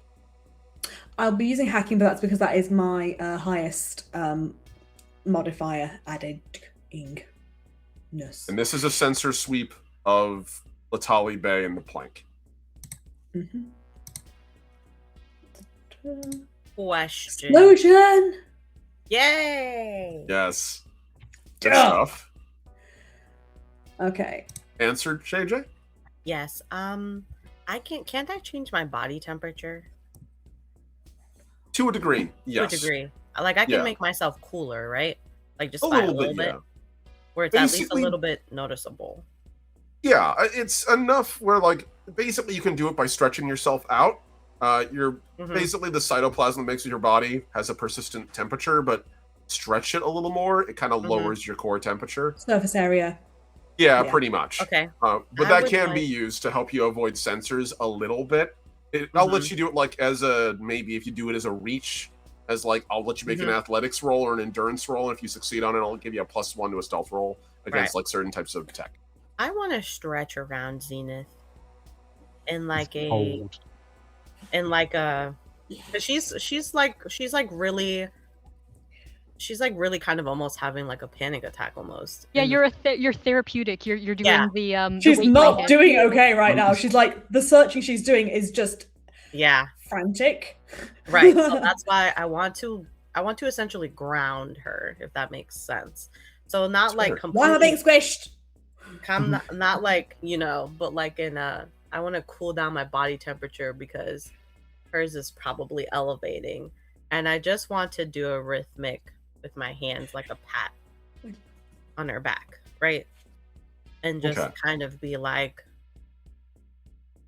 tell her it's okay, it's gonna be okay, we're gonna figure this out.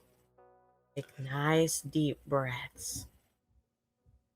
I'm going to give you a situational +1 modifier to your roll, Zenith, because a negotiator is literally comforting you in a way to literally calm you down and make you more functional. This is literally what you've been trained in before, Maya. And also, it's a gentle, sweet gesture. Yeah. And I'll also let you use your hacking module since you're using hacking. Lovely. That's So what I needed it is to check. infiltration, so you are getting the D8. Okay. Okay. So that's now a 20. Okay. Zenith. Best news you've had all day. No other samples as far as you can tell on the plank. Ataraxi have a very specific quantum signature when you're searching for them. That's how they communicate over long distances. They literally are quantumly entangled. Good news, now have a way to potentially track it, like in the modern era. So when you know you're looking for Ataraxi, you can occasionally scan. Since you know what this instance of the Ataraxi looks like, you'd know what the other ones would resonate like, and there's nothing else in the plank. It appears as though as if all the Ataraxi material here, currently, is inactive and non-communicative at the moment. Almost like it's been intentionally slowed. Like it's brain dead, almost. But the matter is still dangerous. There is one other ping in the plank that matches it. It is not active Ataraxi culture. It is that same dead Ataraxi culture. It is moving throughout the plank. And then it's flickering and disappearing. It does. And you think Oh my you goodness. just found... This is where I get to show you guys the actual art of it.